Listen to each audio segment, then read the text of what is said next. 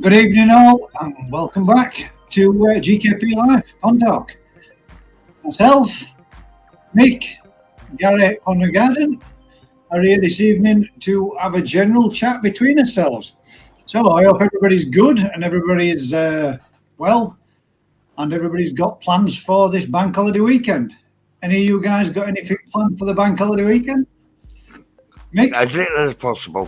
I'm actually going up to a koi auction at Koi Water Barn on Sunday. It's their Easter Sunday auction. That sounds interesting. By yourself, Yeah. Mick, you got anything planned for your weekend? Bank holiday? No, not really. Just on Saturday, I'm going down to the Reefer Oasis to see Jack, the bowling reefer, and hopefully see Daz there. Sweet, sounds good. Hopefully, fingers crossed, I might tag along, you never know. I'll just go through the comments first of all. A quick evening from Baldwin Reefer, evening from myself. Hey up, me ducks from On the Garden. Evening from Popsy's Koi. An evening all from April Lannister. An evening from Sandy Pollard. Good evening, Sandy. Hope you're well. How is everyone from the Baldwin Reefer? We've got an evening all from Phil at Telford Koi Pond. So glad it's the weekend. The week is over. Roll on the bank holiday weekend. Anything planned, Phil? Are you up to anything? Have you got anything laid out for what you might be up to, you and the family? Jack says, Telford Koi Pond, 100% mate. There you go. Koi shopping. Phil says koi shopping. Have a nice, I wish. Sandy Pollard, I'm slightly tired. Grandkids here, 5-year-old and twins, 2-year-old. That's probably going to be hard work right now then. So you've got a busy evening planned if nothing else. We've got Sandy Pollard again, thought you'd been a bit quiet from Jack. We've got Get Him Down Oakwood from Jack back to Sunday. We've got a hi all from Steve Hill. How you doing, Steve? Hope you're good. We've got from the Baldy Reefer, 11 watching. Let's like that stream. Thanks very much, guys. It would help me a great deal if you give me a thumbs up, help grow the channel, help grow the community, and obviously put my content out to a wider audience. So, what's everybody's thoughts on or topics we would like to discuss tonight? Has anybody in the audience got anything they would like to discuss? I do have one or two ideas, which have a couple of questions which have been put through from some of the WhatsApp group earlier today. First one I will bring up for myself will be, what's your thoughts on the pond feeding rings and having a ring or a circle or some form of floating device for your fish to feed from whilst in your pond?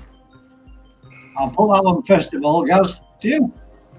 Yeah, I actually see this subject come up on Facebook groups quite a lot about building feeding rings and everything. And yeah, I remember you passed a bit of a comment earlier on today in the chat that we was having. The trouble with feeding rings is you can find that some of the bigger fish could get there before the smaller fish, and you're putting your food in such a small area where all the fish are trying to just cram into that one area and they're smashing against each other. I kind of disagree with feeding rings. The way I do it with my pond is I turn the air off on my bottom drain and I'll spread the food out across the pond so that all the fish can get an equal go at the food and the bigger ones not pushing the smaller ones out the way, this vice versa. But yeah, I think feeding rings are it's not my thing. So you prefer the method of spot feeding so that you can feed random areas of your pond so that everything can get a good chance of coming up and yeah. We also there are two. You know, I can. They both know that I could, or the fish know that I can throw them into two particular corners of the pond. One set of fish go one way, one set of fish go the other, but they're still all cramming into that area trying to get the food. So yeah, I started turning my air off on the bottom drain and spread the food out across the entire pond surface so they can all at least get their fair share of it. So it's not all getting pushed out to the outer parameters near pond kind of thing. Yeah. What do you think, Nick? What do you think to a feeding ring? Do you think you should have one? Do you think there's good points, bad points to them? Or Yeah, I think on smaller fish, say 2 to say 6 inch, they work quite well. But anything over that, like Gary said, they bash into each other. They can knock the scales. They can damage themselves. But I would leave I leave my ear on all the time, so it does disperse around the sides. If you have a look, the fish do tend to come up the sides, trying to suck on the side sometimes. So yeah, they get it pushing out to the side edges so that they can come up and have a feed from there, because they genuinely go around that area anyway. Yeah. Right, it is having a feeding ring, it does kind of help teach your fish that, but at certain times of day, they know where the food's going to be. So you feed in the same area, they know where it's going to be. But yeah, it's like each to their own, I suppose. Everyone's got a different way of doing things. I suppose it definitely could do that, though. It would encourage to a feeding zone, and then at a later time you could remove that ring once you've trained your fish to come back to that area. Yeah. My biggest worry is whenever you see a lot of fish that are of a decent big size alongside smaller fish, the bigger fish tend to get there first because they're the greediest, they're the hungriest. They need to eat as much as they possibly can. They get there first, and then the little ones don't seem to get a look in. Now, I suppose you could have that as two means. You could use it for the smaller fish to come and feed from, and then feed your big fish to the side, or vice versa, get your big fish just in there to feed, and then spot feed the rest of your pond. I personally I've never had one, don't think I would. Don't particularly like them. Don't like the idea of something else being in the pond unnecessarily for fish to bump into. So that's my opinion of them. But it was a question that was asked earlier today, and I do think when you've got a lot of fish all clattering around inside something which is, in pond, you're going to end up with your fish getting injured or damaged. But I've never had one, so I've never tried it. So let's see. If anybody else out there, has anybody in the audience got a feeding ring, used a feeding ring, and think they're a good or bad thing? Another thing I do with mine is that while I'm feeding, as well as turning the air off, is I do shut my skimmer down while they're feeding it. Then when I think they've had enough, I'll turn my skimmer back on, so that if there is any uneaten food, the skimmer will take it in and I'll just empty the basket. Yeah. But again, I mean, that goes back to another comment that we were talking about as well, which could lead us into another topic. But we'll just have a quick flick through, see what everybody's had to say, and then we'll go back to see and change the subject to the next question or the next thing that we were discussing earlier today. We've got Jamie that says, hello everyone, I was looking at a net box for spawning brushes. What's your take on that, please? On a net box for spawning brushes, what's a net box? Am I being a bit, what do you mean by a net box, mate? You put, I think what he means there is like you do with tropical tanks, you put a net box in the pond, put your spawning brushes into it. A floating net. Yeah, right. floating net box. A floating net box for just banging your spawning brushes in. If you're putting your spawning brushes in there, then you're going to have to put your spawning fish in there, which is going to restrict the movement of them being able to move around to spawn. So unless it's a big pond and a big floating net, I won't see how that's really going to work. Holding nets tend to be for holding your fry in, which seem to be, to me, a good idea at some point for some sizes, but when the small little ones, they just seem to be sucked through outside netting by bigger fish that are feasting on them. That's what I've seen in my... When my dad tried doing one, it didn't seem to work too well for him. But I don't know, Jamie. I would say it's probably not the best of ideas. If you're going to have a spawning area, I would say your spawning area should be separate to your main pond. That way, then you're going to stop any of the rest of the fish from predating on the eggs and the spawn and any of the fryers are hatching. Sandy Pollard says, I like a feeding ring, however mine sank. So Sandy, are you now using sinking food so that you can aim for the ring for your fish to go down there and feed on it bottom instead. That's it, target practice. Stephen Hill says, stops it going in the skimmer. Well, if it's going in the skimmer, and I'll say the same to you, Gary, you're overfeeding. Because if your fish aren't clearing it, it shouldn't be going in your skimmer. Less is more or less. So feed a little bit less, the fish will come up and eat it. If it's going in your skimmer, then there's too much food there, and they're not getting a chance to clear it up in the time scale, which is, adequate. You want to reduce the amount, let your fish come up and feed. If they eat all that, then give them a little bit more, rather than trying to put it all in one go. Enjoy your fish feeding and enjoy watching them. That's what I think. That's my opinion. What do you think, Gaz?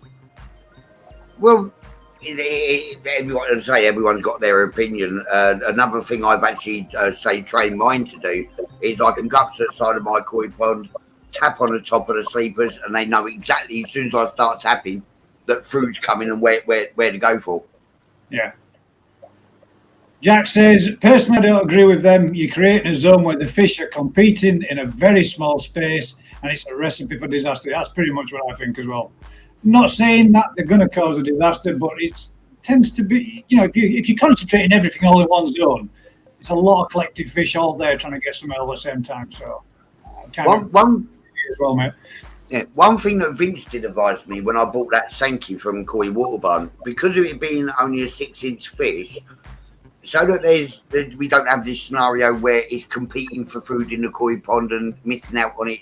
It's an equal chance to get food. He suggested that I put smaller fish like that in a small pond so that they can get used to the feeding, get everything, and they can at least get their chance of food. Otherwise, if I just throw them in a small pond, then they're not going to get their fair share of food, and they're not going to develop, as they should. And it could be that if they don't get their fair share of food, then they could end up starving.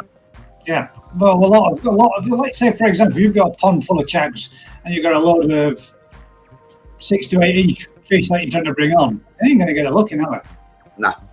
Not with, the way that they eat. They tend to eat a heck of a lot more, don't they? Stephen Hill said, Jack said to Stephen Hill, set your skimmer stroke pump on a timed plug with a remote so they can have 15 minutes feed cycle. Yeah.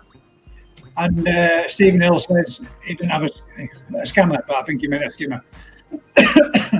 Phil from Telford Koi Pond says, I like to throw the fruit across the pond.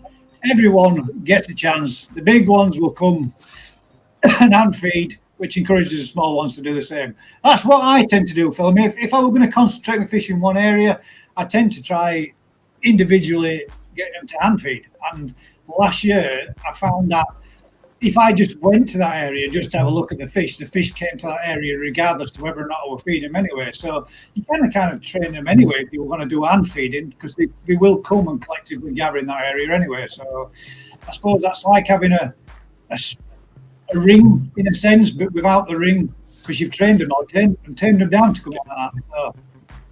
While we're talking about feeding, does anybody know the benefits of feeding floating food over sinking food? Well, I've looked at this before in the past. I think, again, it relates back to the same kind of thing. Fish feeding in areas where you get fish that might not necessarily get as much as others, because if they've got floating capabilities or sinking capabilities, but they've still got the same protein content, then it's the same thing. It just doesn't float; it sinks. Yeah. But if you can get same brands in sinking and floating, and the content of protein is exactly the same, or any other ingredients, but some of them contain less air particles, so therefore they sink rather than float. So I think, depends what you buy, food-wise, but I think it's a good thing. If you've got your big fish that are already of a good size and already used to coming to the top to feed, feed them a floating, but for the fish that you're trying to grow on, drop them something to the bottom, because then they can go down and get that whilst the bigger fish are up at the top eating that for them. It gives them, again, it's spot feeding, but whether it be on the surface, it's from upper water to lower water. And let's face it, naturally, carp are designed to feed from the floor. That's why the mouth's turned down. The bottom feeders should be head down, arse up, not head up, arse down. Technically, they're not feed from a surface. Yeah, one way I've actually done it, you know, coming out of spring into winter, is throwing the food in. Is I'll throw a half a handful one way, so when the bigger fish go for that, I'll throw the sinking field through the other direction, so that the smaller fish can get a go at that. Again, it's spot feeding into it. It's just a different zone that you're spot feeding in. Yeah. But what I've heard is that koi aren't supposed to feed off the surface. No, not at all. That's why when you look at the koi's mouth, its mouth, the top lip opens and protrudes forward so that they can graze across the bottom. Yeah, naturally they're a bottom feeder. Yeah, because apparently it causes spinal damage as they're lifting their heads up. I mean, I don't know if it's true or not, but that's what it says in some of the books. They're not supposed to be up in the water. Yeah. Well, a lot of your bottom feeders is like when you go, like a cat fishing lake or whatever, and you see bubbles coming up at bottom. That's either normally your bottom feeders that are doing that, which is your carp and your tench that are cruising around bottom, cleaning up whatever's there and in that environment. So, yeah, that's naturally where they should be feeding. They shouldn't really be feeding on surface. The only reason why we bring them up to surface is so we can see it, because we enjoy seeing it and watching it happen. It's for our benefit, not for theirs. Again, same as crystal clear waters. I mean, a green to an extent is better for the fish, but obviously you don't want to be pea green or thick where we're muck and dirt in it. But if it's a little bit of a tinge to it, it normally is a better condition for a fish, because there's natural food sources there too. Excuse me. Right, let's have a quick look at DT koi. No, I don't try to get them all to feed in the same small area. No, I don't even, mate. The net boxes goes into the pond, just saying. Yeah, I get what you mean, mate. So you made basically a bit of like a Stephen Hill says, I don't have a skimmer with embarrassing face. I knew what you meant, mate. I'm fluent in dyslexia, so. Up north, koi. Welcome to the show, mate. Hope you're good. I prefer to get a good spread around the pond, as I have a mixture of different sized fish. This gives each chance of getting food. Yeah, totally agree, mate. Stephen Hill, haha, thought you meant because you had your skimmer. Oh well. Up north, koi, how you doing, mate? From Jack. Stephen Hill, no, when I feed my koi, I throw it everywhere. Yeah, I think, personally myself, I think that's the best method. Spot feeding, spread it around, they all get a good bit of food and they all get a chance. Sorry guys, I'm just not. Somebody or somewhere has got the same frequency lights as what I've got on my PC, and they keep changing colour on me. It drives me scatter. So. And then I got all sorts of rainbow sick puke going on my little lighting system on my PC, then it was driving me mad. Anyway, back to what we were talking about. So the second sort of like subject, which we spoke about today, is what would everybody consider? And the reason for these questions is we were asked these questions today, and we've had a bit of a chat. Wow, my God. We've had a bit of a chat about it, and it's basically just to see what would everybody consider their average growth, or what they would expect as average growth from, your toe side or your summer growth for your fish. Are you expecting to spread out, 10, 15 cm in a fish? Are you expecting just 2 or 3 centimeters from a fish? Or are you expecting to get a massive size on your fish and have them absolutely, huge as fastly or as quick as you can? What is an average growth for a fish through the growing period in summer? And anybody's Mick, anybody or guys out there, what's your points or your opinions? What do you think? What is if I could put 1 cm a month on, I'd be happy. 1 cm a month. That's what you would aim to try and get if you could. Yeah. And you're talking about little fish growing them on from tiddlers, or when you like between toe-side? 8 to 12 inch fish. I mean, like I say, and getting another cm on each fish. Yeah, a month. Yeah. I mean, I know there are more, but what we've learned is faster isn't always the better. Yeah. Slow and steady, slow and consistent is the way to go. I think not rush. Because all you're going to do is shorten the fish's lifespan. Yeah. Well, pretty much, yeah, that's pretty much what we heard somewhere else as well, isn't it? Quite recently, so. Yeah, That's what you recommend. What would you aim for? Would you try to go for with your fish, or do you just comfortably let them be how they are and do what they do? It's pretty much. yeah. I've seen people across Facebook groups and YouTube. They throw half a bucket of food in here, half a bucket of food there. They want to grow their fish as quick and as big as they can in a short space of time. Whereas myself, I don't feed anywhere near as much as what a lot of people do. I'm not trying to aim for a big jumbo 70, 80 centimetre fish and everything. I just feed what they, on a lighter scale to what they do, so that I can let the fish grow and develop in their own time, rather than forcing them to grow. Yeah. That's personally for me. If I get growth, that's a bonus. I mean, I have got one fish. I'm pretty sure it's a bonsai koi. I know there's others out there that say they have, but I'm pretty sure I've got a bonsai koi. I bought it 2 years ago, 15 cm. It hasn't grown a bit. It hasn't. I don't think it's put on a cm in 2 years. It eats. It just doesn't grow. But the other fish, I've probably got a fair few cm on them each year with each year's growth, but not a great deal. I don't feed the top best food because it's very expensive, and I do think that if you force too much into them, one, you're putting your filter system through a lot of stress, which makes water qualities, something you need to keep an eye on again a lot more then. But I try not to push too much out of them. I don't want to make my fish fat, clumpy, dumpy things, or end up with that much of a shoal of fish that I've got to such a size that I have to rebuild my pond every 2 years. That's probably what I'd end up doing. That'd be my biggest issue, I would have thought. Right, we've got hello. Sorry I'm late. Bad signal at the pub. Don't worry about it, Sam. Good to see you here, mate. Paul Kirky's Koi. Or Koi's Kirk. Ooh, suits you, sir. Thank you very much. Mike. Yeah, I'm just going to stick with Mike, because that's what you told me I could. What's up, Mike? Hope you're all good. Evening, Simon. And we've got a hi, Mike, from up north Koi. Hey, there, how's it going, mate? Evening, late again. Never mind, not to worry, bud. As long as you're here, mate, that's the main thing. Carlos with a C. Evening, all. How's it going, Carlos? Hope you're good, mate.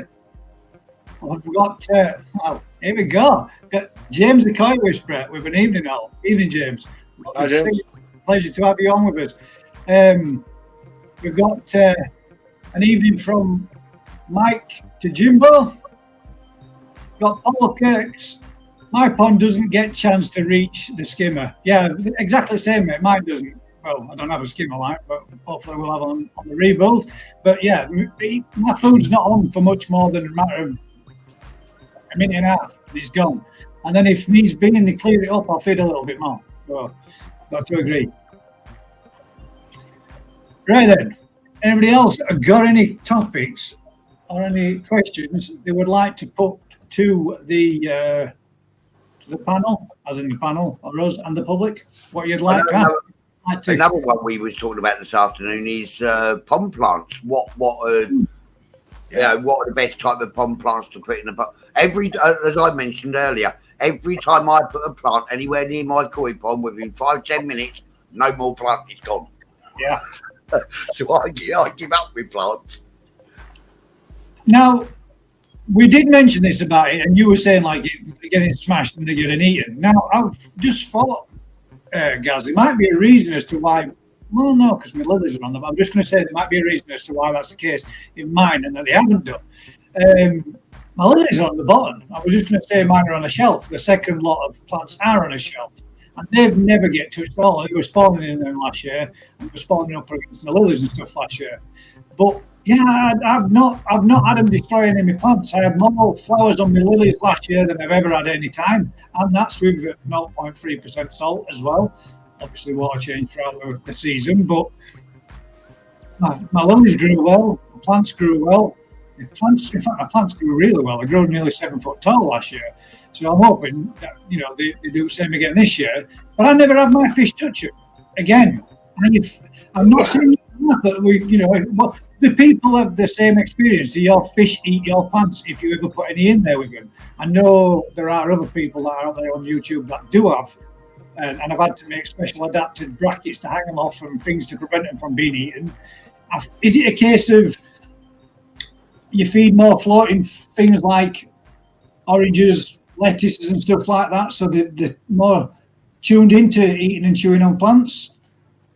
See, my small pond every year, the irises flourish and flower, the lilies, plenty of lily pads and get flowers on them, watercress, everything grows perfectly, the fish leave them alone.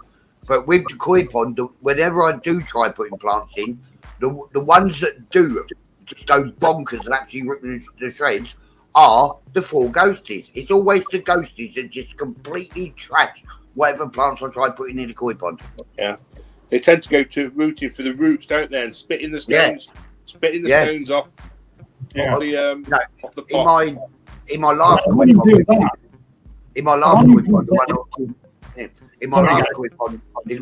pond, the one before I got now, I had some lovely 4 foot tall irises. That was on the shelf as well. But in the end, because they destroyed the lilies, I just cable tied the pots back to back, put them in the centre of the pond. Within 3 weeks, they'd be completely gone, roots and all. They had the bloody root balls as well. I have had mine where they absolutely annihilated one of the pots when I put in the new lily in last year at the beginning of the season. I had a yellow one and a white one. I don't know. There's going to be a technical name out there for them. Maybe your wife might know all them type of things. But let's just say I put these lilies in, and they came with a pot, obviously, potted up, and they were all full of like a really fine gravelly petals. And they did go through all that lot. They rooted the lot out and spread it all over the bottom of the pond. And did it make your pond murky? It did, mate. Yeah. Because they went straight in at roots. So my lot in the small pond, as I say, they don't ever touch the plants themselves. They don't eat the plants, but they have got this annoying habit of going to the plant baskets and trying to empty the entire contents of gravel across the bottom of the pond.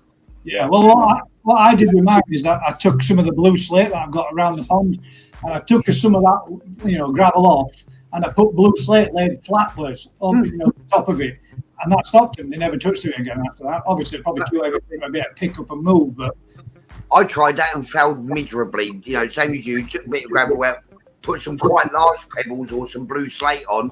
Within an hour, the blue slate's halfway across the pond. Well, there is another reason, though, isn't there, for having your ponds, having plants in your ponds, as we were discussing earlier on.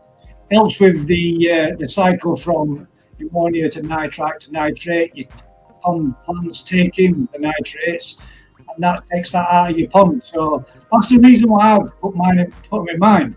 And last year it did a fantastic job. I never had any readings at all, and the plants grew like crazy. And I was saying, they got to. Well, I'm 5'11", and they got above the top of my head, and they're a foot down on a shelf below the water level. So, they got a good 6-7 footish in length last year. So they must have been taking out everything that they needed because they've got a lot of growth. So it's always I personally think I'll try to keep plants in there as much as I can, just to take those elements out. So I don't know. Yeah. Pond plants, they will feed on the nitrates and the phosphates and nutrients in the water that nitrates and phosphates creates. It's like when you're doing your filter cleans, to put your wastewater on your plants around your garden. Garden plants absolutely love pond water. It really is good for them. That's what I do whenever I do a water change. If I can, I pump out the water and I'll put it straight over my plants. And all my plants around my garden, like you said, they thrive on it. They love it. So even the same tropical fish tank, if I take a water change out of a tropical fish tank, it goes into, well, you can see it there, guys. My money tree. Money tree. I mean, look at the size of it. It's huge. And that's only 3, maybe 4 years old. And it actually grew from one individual leaf that split. And 2 leaves came out, and I fed it with fish tank water, and it's grown to that kind of size. So they obviously get the nutrients that they need from it. Anyway, so let's see what everybody else has got to say. See what everybody's been up to. I think it varies vastly on a number of different factors, plus the fact not one fish will respond the same as the other. Yeah. Ginger Viking, hey, it's me, how's it going? Says yo to everybody. Up North Koi Pond, Jack agrees, mate. Ginger Viking looking good. Looking forward to Saturday. Are you going over as well? The old Ginger Viking. If you are, mate, I might have to definitely kind of arrange something, get something sorted out. James the Koi Whisperer, I used to love my pond plants in the waterfall. I did the old pond. Really look natural. That's the other thing, James. Exactly the same. I want my pond to look as natural as I possibly can, and having the plants in there is the reason why. Well, for me, it gives them a little bit of protection. You've got that little bit of element from the plants growing at the side. There's a bit of sunshade. There's a bit of shade from the lilies, so they've got somewhere they can bask, they can hide, they can get away from it. As well as that, that's the other reason why I have them in my pond as well. So we get a little bit of sunblock or a bit of sun protection. It's a bit difficult to try and get factor 10 on them. Have you ever tried that? No. You can get waterproof factor 10 though, but I don't know if it works out. What's your thoughts, mate? What do you think? Do you have any plants in your pond, or do you keep yours? No. As the gentleman that we were talking about, he actually said he wants to keep it more of a natural, clinical look. Yeah. Yeah. No, I have no ponds. I have no ponds. plants. He's got no ponds in his plants. No, I have no plants in my pond. Like I say, it's too deep to have them. Like I say, it's just a deep water. pot, basically. Deep water lilies are for deep waters. I mean, they grow pretty damn quick and they grow pretty high. But it's more a preferred choice, or just something that you don't want because of the depth. If I didn't have koi in there, I may have put some in. But I know how destructive they can be to the root cell and stuff like that on lilies and stuff. So I must be really lucky then, because I've not lost a single plant yet. Not lost any of them. They've not eaten any of them in the last 3 years. So, and each year they come back. But I added a second one because I have two lots of lilies. The little the little pad ones. But I wanted some bigger ones, and it was purely to give them a bit of sunblock. So I'm guessing I must be pretty lucky then. I'm not actually eating them all. And I know, well, just for Koi, evening guys, is just chucking that in. I know, like, for example, Mike from Just for Koi, he's got lilies in his. Now he's got some massive, great big roots on his, so he must get some fair, good size. I think there's a cabbage lilies that you've got out there, Mike. He must get some good growth on his, and his fish don't seem to bother his either. So, from what I've seen, anyway. But yeah, we've got an evening all from Hertz Koi. And yeah, Ginger Viking says, yeah, it's going to be a blast, mate. Hopefully, bud, I should get something sorted out, even get permission to play out. Might be there myself then, bud. Sakai Akari and JPD all season is an answer from Proper Koi Pond to Mike from what foods make is everything going for this year? Well, there you go. There's a question from the audience. Mike's Mick's going for a lovely looking donut by the side. You're not sharing? There's not I've got a nice cherry pie here that Caroline's baked, so I'm waiting for me to sink my teeth into. Get it down, you mate. Is that fresh off the press? Just being. Oh yeah. She's done it herself and all there ready to go, waiting for me to sink my teeth into it when we come off out. Oh, feel free to get your energies up, lads, and have a bit of something to eat.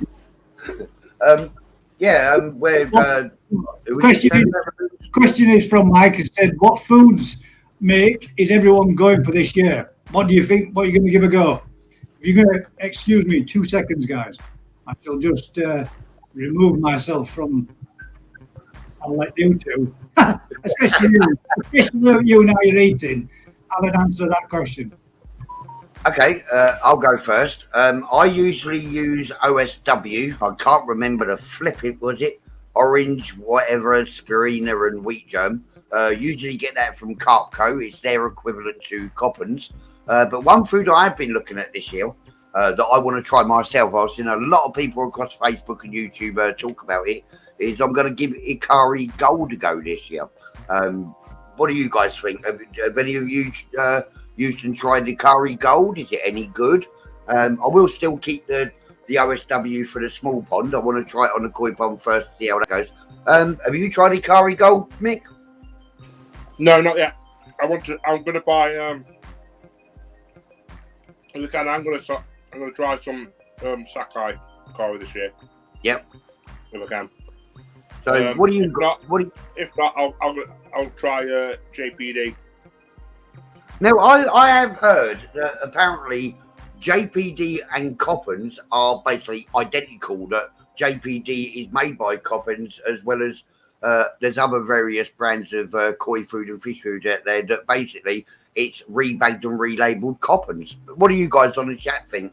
I know Telford says he had prawns, mussels, etc. as a treat. Gifter's koi, I normally use Medikoi Probiotics Growth in the summer. James, Sakari multi-seasons, loving it, but expensive. Yeah, what kind of money are you guys paying for your koi foods? Do things like plants and bog filters not give places for things like Trickle-in, bad bacteria places to thrive? There's one good thing to think about there. Heart's Koi, whatever at Boarding Reefer has in stock, he feeds that. Gypsum's Koi, that's good stuff, James. Mega money though. What are you looking at trying this year, Gaz? Well, as it happens, I just so happened to win a year's supply of Coppens. So I'm going to be using from the Boarding Reefer.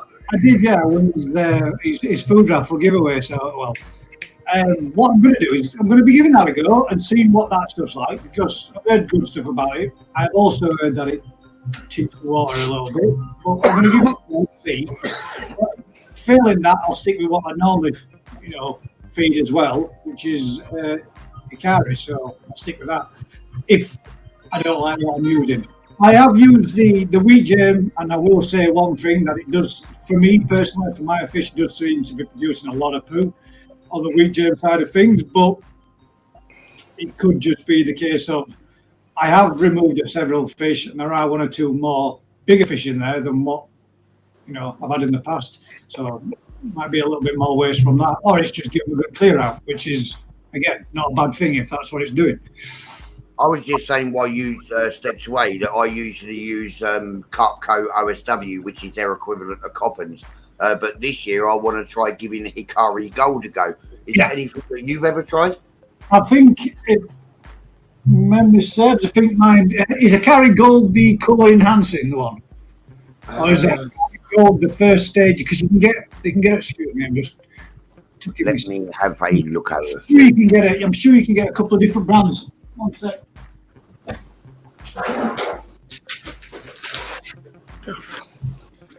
You can get that one for a start, which is the Hikari staple, which is what I normally go to after I've used the wheat germ, which is, I found, again, very little waste that comes from it. But I did go into the Hikari Gold, and I'm sure the gold is the colour enhancing and protein for growth. I'm sure it is, because they do the wheat germ, the staple, then the summer growth, high protein, colour enhancing as well, and then not step back down again and go back through to the staple, from the staple back down to wheat germ again for coming up through to the winter months. So I've got a present. I've got plenty of food, so I'm going to be giving what I've got a try. Plus, I'm going to be using a few prawns, and mussels, and freshwater shrimp, and maybe some crab sticks to try getting a bit more in close and hand feeding again. So working on them like I did last year a little bit. That's what I'm going to use, and that's what I'm going to give a go. I can actually show you the one I've been looking at. Is that one? I mean, I don't. On set. Ikari Gold, daily use, growth, and colour enhancing diet for koi. Yeah, that's the one I fed last I think last summer, and one definitely did do some colour enhancing, 100%. Didn't mind. So I'm looking at going for that one this year. If anyone else on the chat has ever tried Ikari Gold, can let me know what it's like. Other brands out there, just in case, if that day ever does come. Ash uses Sakai Balance this year. Very good. James, Sakai multi-season, loving it but expensive. That ain't cheap, that stuff, James. Your pockets are a bit deeper than mine, mate. The one I'm looking at, the one I'm looking at, Gaz, the Ikari Gold, for a half a kilo sack is £12.99. For a 2 kilo sack, it's 37 quid. So it's a bit more pricey than what I normally use.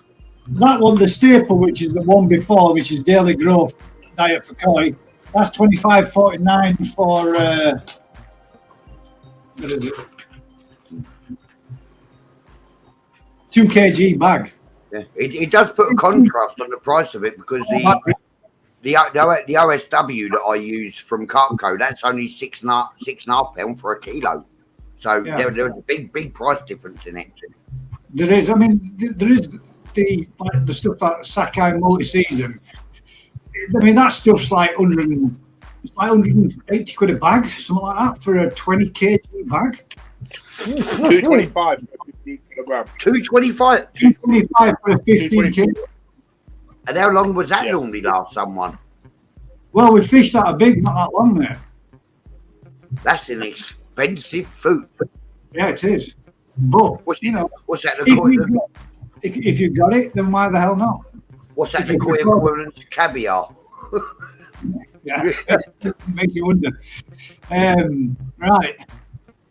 Let's a shameless plug. I'll beat that price from the old All-in Reefer. 37 quid. He paid 2. Oh, there we go. Well, another shameless plug. Mike F, I bought a bag of coppins towards the end of last season. It leaves a film on the top of the water. Yeah, I've got to admit, Mike, that's what I've kind of noticed a little bit. It's almost like an oily substance which comes off. Sorry, mate, I just see my cup moving around on the screen and not second monitor. It almost brings up like an oily film to the surface of your water.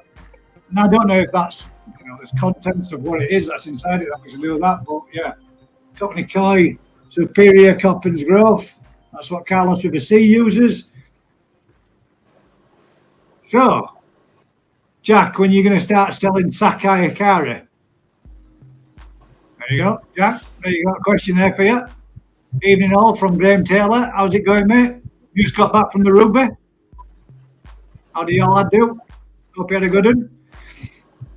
Now then, so next topic. What were everybody's thoughts on? Sounds like truffles. Sorry, it's that one. Sounds like truffles for fish. Keep forgetting to bring. They could bring these up. I can put them up so everybody can see them as well. Any other topic? What does James feed? James the Koi Whisperer. He feeds Ikari multi-season, wasn't it? Ikari multi-season, deep pocket food. That's the that's the one that you were saying is like a massive bag that costs God knows how much. To be fair, any week, James will dare you are. Yeah, probably is, Jack. To be fair, I probably never really noticed and paid much attention to it last time, and it might be just fact that keeping more of an eye on with the new fishing that I've noticed a little bit more that there's more mess there. Could be, mate. Could be. Hopefully, when I get my new retro bottom drain. Now then, that's a question I've got. Yeah, guys. Anybody out there that's got a retro bottom drain? which retro bottom drain would you go for? The one with the spiraling hose on top, and I know if James is still in here, he's probably going to have an opinion on this. The one with the spiral hose that's set on the top of it, or the domed, it's like a neoprene membrane, that Diaphragm. that's the one. That's the word I was trying to think of. It's like with a diaphragm top. What's your thoughts on them, guys? What do you have, Gary? And what do you have? I can actually blame James the Koi Whisperer for this one because I watched a review video that James did on the eco-filtration retrofit bottom drain, which I do actually have in my pond with the air running, waiting for me to do my pond upgrade to get my brand new Easy Pod installed to it. Yeah, so I've got the eco-filtration aerated bottom drain that James done the video at. I thought it was... I know James had his reservations about it because it is quite a bulky bottom drain with all the pipe work on it, which you can buy a low-profile pipe kit for it. But one main concern James had was his fish knocking against it or scraping against it and doing themselves some damage. Yeah, so I was originally going to go for one of those retrofit bottom drains for the koi pond, but then I thought if I'm going to go bottom drain in the koi pond, I might as well go full out, all singing, all dancing, you know, spin drifter bottom drain, which I got from Paul Kirk. Do you have one in yours, Mick? Do you have? I can't remember. No, what you me personally, I would not buy. You know the one with the black and blue. Yes. Pipe on it? Yeah. Because you want to think, it's in the bottom of your pond. Sun's baking it down on it. They get clogged up. The pores on it get clogged up with algae and stuff. So you'll be having to take it out, give it a cleaner every 3 to 6 months. So it will be a bit of a nightmare. Where the diaphragm, the rubber diaphragm, doesn't clog. I don't believe it does. Right. That's what they see. The bit that put me off with the rubber hose one is the fact that you can see the little Clips. The little clips, yeah, they're like the pipe clip that holds it. Yeah. Now, I've seen them in many a thing, whether it be in your tropical fish tank, whether it be just to clip something to the side of a tank or whatever. They always feel quite sharp. Now, if you've got your fish, you know, let's say, for example, let's hope we don't, and I hope nobody else does, but let's say you get parasites. Your fish want to thrash against something. And my worry is if they were to thrash against something like that and it was sharp, and they're going to end up doing some serious damage. Now, that doesn't look like a good thing to me, but they're a considerable amount cheaper than the others. I'm just wondering, has anybody ever had any issues with it or any damage to their fish? Because I did watch, it's probably about 12 months ago when James, if not more, when James had one and he dropped it in his pond and he was like, I'm not so keen on the idea of this. It's too much for them to flash up against, bumping and damaging themselves. What I've done, Gaz, is I've put a picture up on my camera of the bottom drain that James had did a review on, and the one that I'm about to connect up and everything in my small pond. Yeah, you see those clips. If you can see on the mouse there, I don't know if it shows up on it. Doesn't. It does. There you go. Those little clips there, you can just see now the little markers there on Gaz's. Those are the bits that worry me. And I don't understand why it has to have this great big top dome on it either. Why can it not just come straight up from that shape? Yeah, the central tower. The central tower is too tall. Yeah, why does it need to be too tall? That's it. That's one I want. That's the type. Right, I do actually have that low profile pipe kit for my bottom drain. I haven't connected it up yet because obviously I haven't got the Easy Pod in.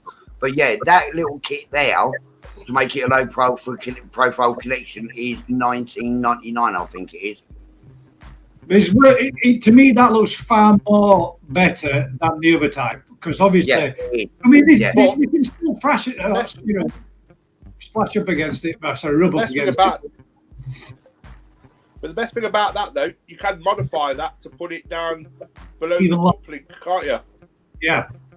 So it's even lower. And another good thing with that low profile kit is it takes away all those sharp edges that the other type, that one has. You know, that one there, it's got so many sharp edges there that the fish can scrape against. it just seems counterproductive to be putting that in your pond. It's like a recipe for more damage at a later point. Yeah. So you can get them. Well, that's my answer. I've just pretty much talked myself into a more expensive part of the pond, but it's got to be better than the other one. I don't like the look of the others. It seems like it's doing more damage than good. So let's have a look, see what everybody's had to say, see what everybody's opinions are on them. Got Kyle's in from Max Car UK. Hello guys, hope all good. A bit late because I've just got back from Burton's on Trent. Just drove back up the A38 with a vortex on the roof of the Gulf. I hope it was strapped to a roof, not just literally on the roof of the Gulf. Otherwise, you'll have to be kicking your butt. I'm after fitting a retro bottom drain from Mike F this weekend. Mine is one of the membrane and the low profile kit. Yeah, I think I'm going to go that route myself, Mike. It's a lot sleek. It looks better. It looks a lot less noticeable in your pond, and it looks like it can be a lot less damage for doing so. Holes will only get clogged up if not enough air going through. Yeah, agreed, Jack. I would have said that would make sense. Got a video upload after watch rest of this live. Yeah, no worries, mate. You is that a hint? Would you like everybody to drop out there and go watch your video afterwards, mate? I will certainly make sure I tune in and have a watch of it. We've got just for Coy. I had one with an airline coiled over it. Can't remember the name. Worked much better than the pump, just sitting on the bottom. Yeah. I did a water video. Made a huge difference. Underwater video made a huge difference. Jamie says, I've had mine for over a year, had no problems whatsoever. Which type have you had though, Jamie? Did you have the type with the ring on the top or the low profile kit? Sweeney Todd. Hello guys, new to the channel, and if you guys have plants in your pond. Yes, mate. We've just been talking about that. I do have plants in my pond. If you went back and you catch up, if you wanted to rewatch from the beginning to the point where you joined, you will see I've got lilies, bulrushes, a few other types as well, just like shallow water marginal plants. And all mine have always been in my pond right from day one. Deep water lilies, I've never had an issue, mate. We were just discussing earlier how I've never had any of my cottage feasting upon them, where Gary and Mick don't have any in his pond, but Gary's had his fish to totally destroy everything he ever puts in there, plant-wise. So it's weird how they act and behave differently. So, if that answers your answer, Sweeney Todd, 1969. Are you a battle by any chance? The Golden Reefer, that's in store, but it's not mine. Oh, that's one in the... How much is that going for, Jack? Get me a discounted price. See what we can do. See if we can make the old, what's it called? Yeah, Daz, do us a deal on it. Might come down and get it this weekend. Jamie, well, I have plants in mine. Graham Taylor, yes, lilies and irises, but my pond isn't raised. I'm a little fish.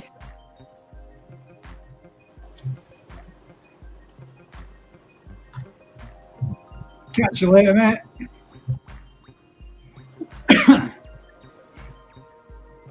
Yes, lilies and irises, but that's not in my pond. Mike says just a normal bottom drain at a place in the form like mine. If you've got a float switch on your pump in your pond, I've just found I put 90 on the end of your pipe. Oh, sorry, your pump, and it works a treat.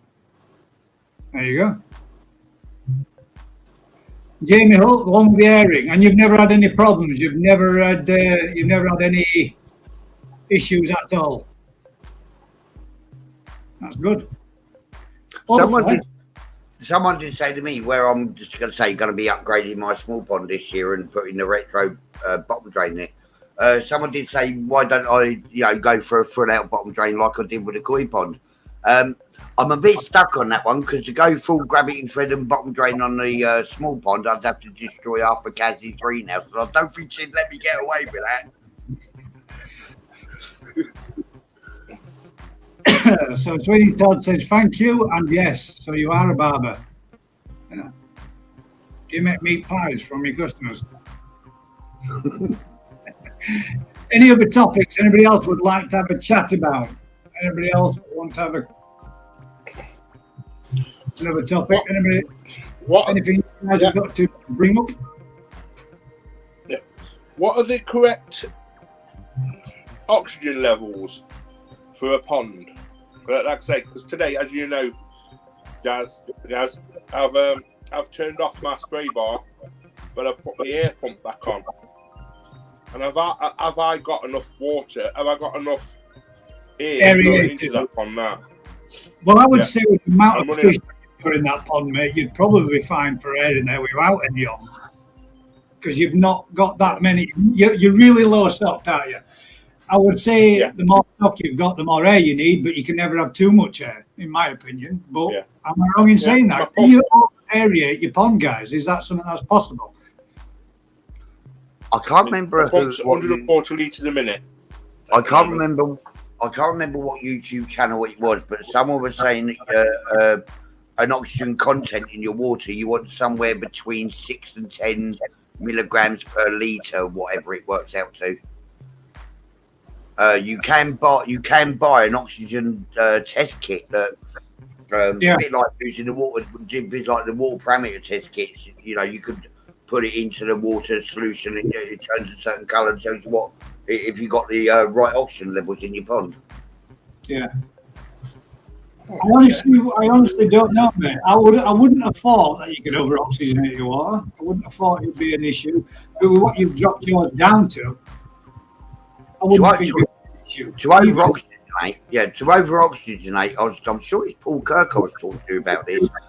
What they call super saturation, you would have to put. Well, there's not a pond pump that any of us run that could pump that much oxygen into a pond to get to that kind of level of super saturation. Although there is only so much oxygen that water will actually hold on to. Yeah, I think Max Coy just put in there 8 ppm oxygen level, 8 parts per million oxygen That's level. 8 ppm. Yeah, so don't know. It was Dazzle Coy that did it with the oxygen test and everything. I can't remember what the test is called. No, I can't remember what it's called. Going back there, Jamie said I put my lilies on a pulley system so I can lower it down as it grows so it doesn't get eaten by the fish. The deer not swim up through the water. They only stay at bottom. Google. Matt Googled it, or should I say Kyle Googled it. Sorry, mate. You get your name in there rather than your channel name. Well, what else do you think you might want to bring up topic-wise? Anything else? There was another question that we was asked today. I can't remember for life of me. And I know I had it all wrote down on a notepad that my van brought down. So he had to go to garage. And it's in my van. Oh, hang about. I might be able to actually bring this up. I think Nick's frozen up. What makes a ghost koi? No, I think it was something we was talking. I think it's something we was talking about with Rops on the chat earlier. Oxygen minimum levels there from Keith says oxygen minimum levels is 6 milligrams per litre. So that's your minimum level that you want to have. Yeah. I suppose you really need to do some way of testing it to find out. And if there is a way, I'm guessing there must be a way because we watched a video where a guy did oxygen level testing inside a backy shower when the backy shower was running. Yeah. And then he tested it, didn't he? And then when he turned off or reduced the flow to a lower amount, how much it dropped by as it were coming out, the oxygen level was less. You know, whatever the video was about, like it was all about oxygen levels and how much you think you're putting in, but you're not really putting in nowhere near as much as what you actually were or what you assume you are. Yeah. It were all to do with temperatures, wasn't it, and everything, a warmer pond, colder pond and all the rest of it, and he was running these tests on it, And I was pretty gobsmacked. I'd love to find that video again. In fact, one of these days I shall get that ready and we can have a quick flick through that for an evening between us all, to have a chat between ourselves. There was another question. One that did come up on the chat earlier, Gaz, was what first aid kits do everyone have? Oh, that's right. Yeah, somebody else. What first aid kits do you use in your pond? This might sound a little bit silly, but it's something I need to get. And that was another thing, the sprays for making sure that if you've got any ulcers or if you've got any form of damages or injuries to your fish, that you can put a quick little spray on them so you can keep it up and make sure that you don't have any issues or any problems. I've not had none. I've not had any injured fish. I've not had any ulcers on my fish. Touch wood. It stays that way, but I do think, and I will be getting myself a little first aid kit, because I have seen a few of these little kits where you've got them out there now where you can get everything in there. It's all ready to go, a whole lot in one little setup bag, which I should really get myself because I haven't got one. Not that I've needed one, but you never know, do you? Just in case. Apart from the is that the yeah? There you go. Yeah, apart from the usual pond treatments that I keep, should I need any of them, the only thing I've got, if I see any marks or abrasions or anything on my fish, I must say that all I've got in stock is propolis. Propolis. There you go. So if I spot something on a fish, put the propolis on. The antibac. So again, similar sort, very similar to the type of things that people use for when you go catfishing. Oh, it was Graham. Yeah, it was Graham that brought it up. If you're still in there, that's what that is. You mentioned it like for when you go to any catfishing lakes, ponds, and all the rest of it, where you could, or it's recommended that it's in your kit now. Most places want you to have them so that you can deal them, quick spray on the mouth, make sure that if they've been fouled up anywhere, then you can be adding a little bit of that so they heal up and you're popping them back in without any infections. So kind of similar kind of stuff. Yeah. That's the same kind of stuff that you use on your koi as well. Something I do need to get. Yep. So I did say that this afternoon though when it was brought up. It's something I do need to get. I don't actually have one, but touch wood, like I said, I've not needed it. But you never know, do you? NT Labs make quite a good kit. Kit, yeah, they do. Seen that one. Form fit is like the powders and all the rest of it that you dry off, like the swabs, stuff like that. Yeah. And that is the brownie solution. Does anybody know? Is that basically just iodine solution? Is it just the brown? It could be tramadine. It could be tramadine or iodine. Yeah. Yeah.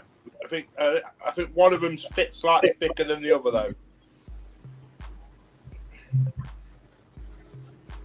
So Knock Kai says, there we go, bring it up.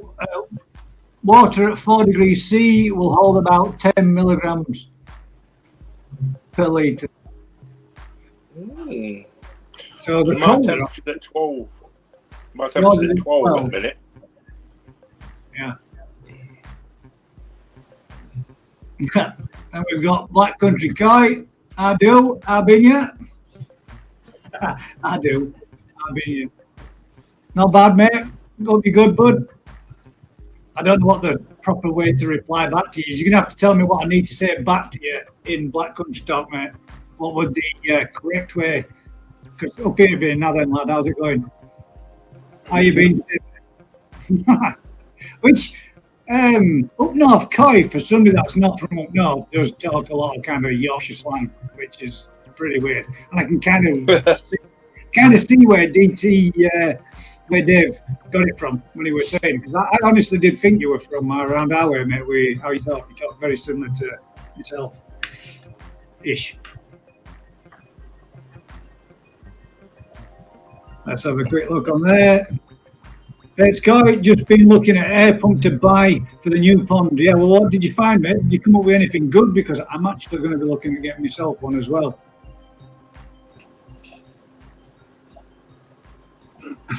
Sorry, reading comments. What did you come up with, mate? What did you find? Did you find anything good? I just say sound, mate. Sam, I got mine from Skegness Pond Supplies. There's another shameless plug. All of the pond supplies are available. Again, modern Reaper. Both the same product, which is what is Black Country Koi. What's both the same product? The pump squirty things. Is that what you're meaning? I have a floating skimmer that works great. I don't have a floating skimmer. That also doesn't work so great. I really need to put myself one in. That is one of the hopefully I'm going to put in and add to the pond when the pond begins to get done. Sometime. Never been Yorkshire. No special about it, mate. It's got road in it and a road out of it. That's probably about it. You're not missing no. If you like rain, it's the place to go because that's pretty much all it ever does. Rain. And if it's not raining, as you've seen from the videos, it's snowing. So we're the only kind of place that gets all 4 seasons in one day. It's Koi, not chewing yet, pal. I was looking at all the pond solution ones. I think I have a word with Jack, mate. He might be able to help you out. I know he does or can get hold of, and other people can do as well. But we were talking about one of the day, guys. What was that one that you got for your pond? The air pump that did. I can't remember. Is it a 60-litre air pump you said you got? no. I started off with a Jekos 35 on my spin drifter. I'm now running the Maxi 1200 from the Swell UK. 1200, that was it, the 1200 for, yeah. Which is quite reasonably priced. Was it $49.95 or something like that? I will bring it up for you. I think it said something at present right now, like 20% discount or something. Yeah, so right. $49.99. The sale there. Sorry. Pucker Arcade there from Black Country Koi. So that's another. I guess that's another way of answering. It's Koi. Let's see if we can find that one for you, mate, and bring it up. Let you have a look. Very broad Derbyshire accent. Comes from being on the border of York. I suppose, mate, if it's border of one of us, we are going to sound very similar. There we go, guys. There we go. So yeah, the Maxi 1200 that I'm running is $49.99 from Swell UK, and that's a 20 litre per minute. We've got, we'll move back now. There you go, mate. Hope you got that. If you didn't, let me know again. We'll bob it and go for you again, or send you a link or something along those lines. We've got the Jabbo air pumps are cheap to run, 35 litres per minute for 20 watts. There you go. Yeah. I looked at that air pump what I'm running today. Sorry.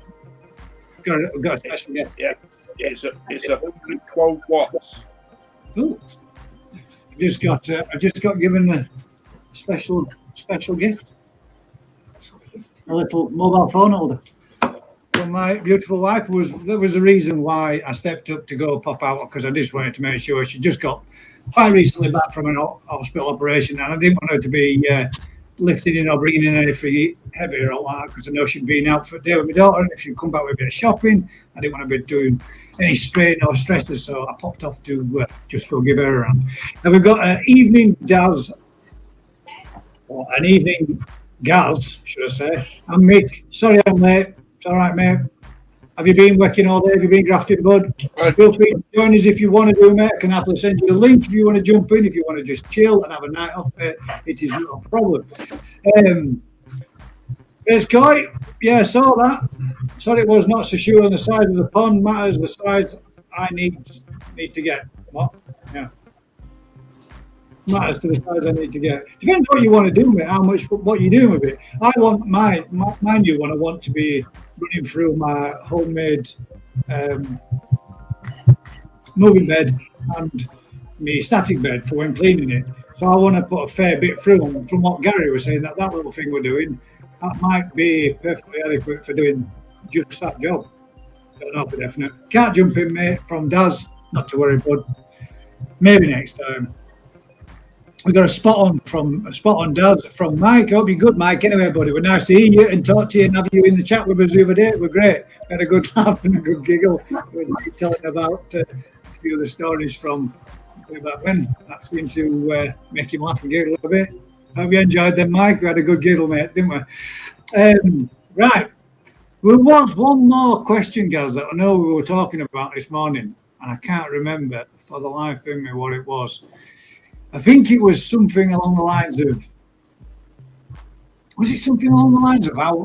how much to feed and when do you know you've been feeding enough? But I guess we already covered that one in the first one, didn't we? It was another question. What did it do with stocking levels and how many fish you have in the pond? That was the one, mate, yeah. Stocking levels. What are your stocking levels? And we're not talking about ones that you might play on a Friday night when you're having a laugh with whatever might go on, wherever it might go on. Mine are about knee high. Yeah, I prefer fishnets myself. But stocking levels for your pond. What is the ideal stocking level for the, I don't know, let's say, what's yours? Guys, how many thousand litres have you got? And what is your stocking levels for your pond? What are you currently running? At the current time, my koi pond is 5,500 litres or 1,252 gallons. I've got 16 koi in there total, all ranging from 4-inch up to about 22-inch. Let's just bear. You keep discussing between yourself while I get this link out there to Daz, and we'll see if we can get him to jump in. He's keen to give it a blast again. He's a glutton for punishment. Yeah. I've seen various different opinions on this. One that did make me laugh, and I'm not going to mention any names. One was saying that to 1,000 gallon, you can have no more than 5 koi. Yet when you look at that certain person's pond, he's actually got 9 in 1,000 gallons. So I think I've sent you a link there, Daz, in case you do want to join us, mate. You're more than welcome. If anybody else would like to join, I'm more than happy to stick the link in and put it in the comments there. If anybody wants to come on and have a chat with us and have a join in with us, feel free. Give us a shout, let us know, and I will post one up. We've got there, wow, never laughed so much. Yeah, I don't think I won't explain, but if everybody wants to know, I can tell you offline. Basically, it was a good night out. That ended up being a very cheap night out. Bit of an inside joke, guys. On parameters, we'll tell you on max stock, I think. So, what would you say your pond parameters, by which you mean if your pond parameters are in perfectly good condition, no matter what your stocking level is, then you're doing something right, and you can add more until such time as you've got a problem, or are you saying that there's got to be a limit? I don't know. I mean, no, I don't think it's. If your parameters and you're filtering it enough, then technically you can have as many as what you would consider that until it looks too crowded. But most koi stores, this is what we were saying earlier, most koi stores have a mass amount of fish within the show tanks. Yes, they do sell them and they move them on, but yet them stock levels are replenished and more fish are added back to them each time. But the filtration is normally second to none. Now, if you've got that same kind of filtration running on your pond, there's nothing to prevent you from having high levels, or not. I'm not talking stupidly high levels, but as many fish as you're comfortable with your filtering system. I think that's what I would comfortably say. Hence the reason why I'm open to. And I'm saying open because I am making it myself. It is going to be trial and error. I'm going to have to try it out and see how it works. But if my filter system that I'm making works and works well, and it's better than what I've got already, then I might be able to add more, but I'm not going to do. What I'm going to do is get the fish that I want, and that's going to be my lot. And I'm going to try and grow them and get a bit more size into them. That's what I'm aiming for this time, rather than just having stocking levels. Oh, yes, thank you very much. Well, Jamie Udill, the next one down, Gaz. I agree with what he says. It all depends on your filtration.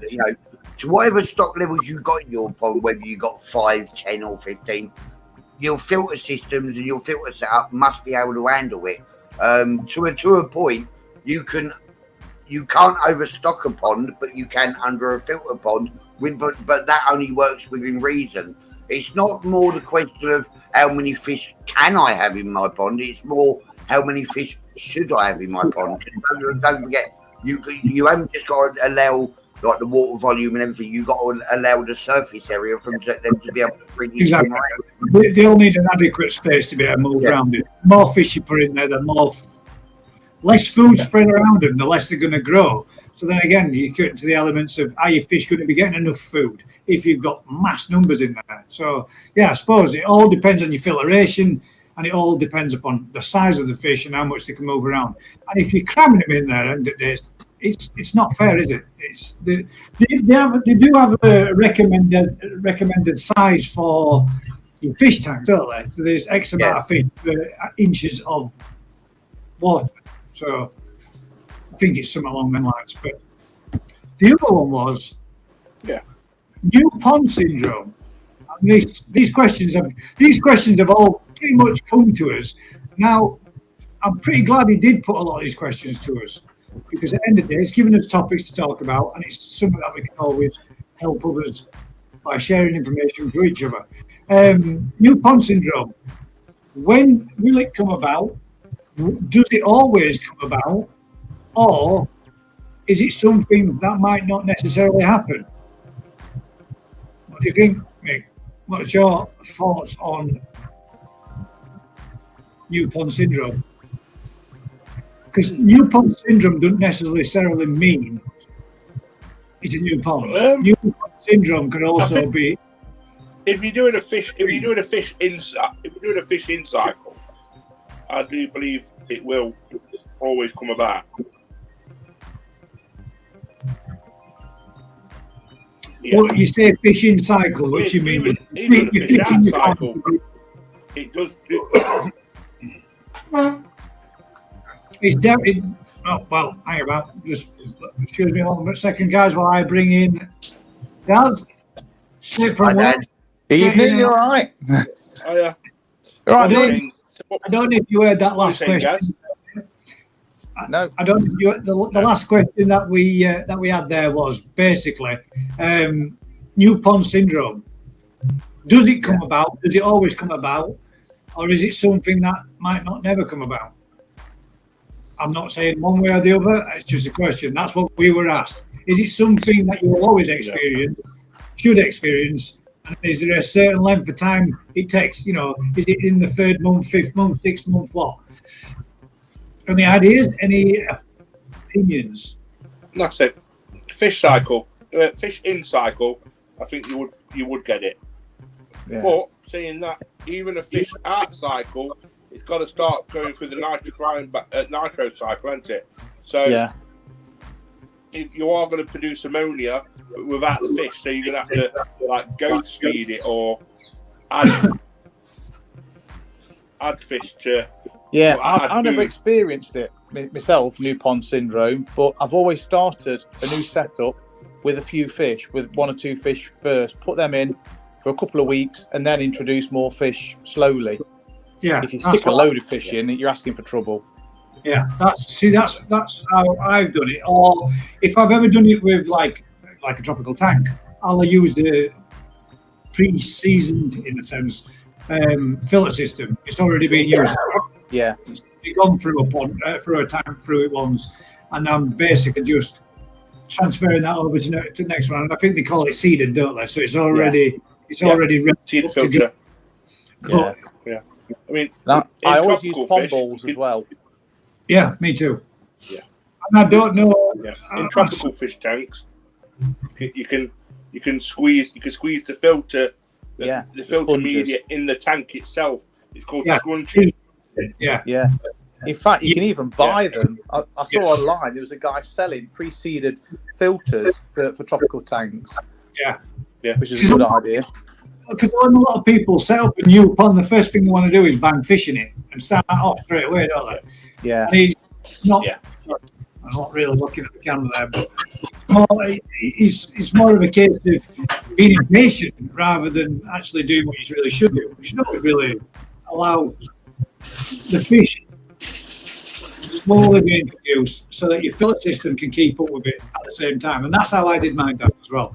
I added 1 or 2, and then 2 turned into 4. I gradually built my numbers up. I didn't go straight out there and overdo it or do anything different or wang them all in one go. I think anybody that does anything like that, you're asking for it, aren't you? You're asking for lots of fish. Yeah. I was actually contacted the other day by someone that wanted to change our media for better media.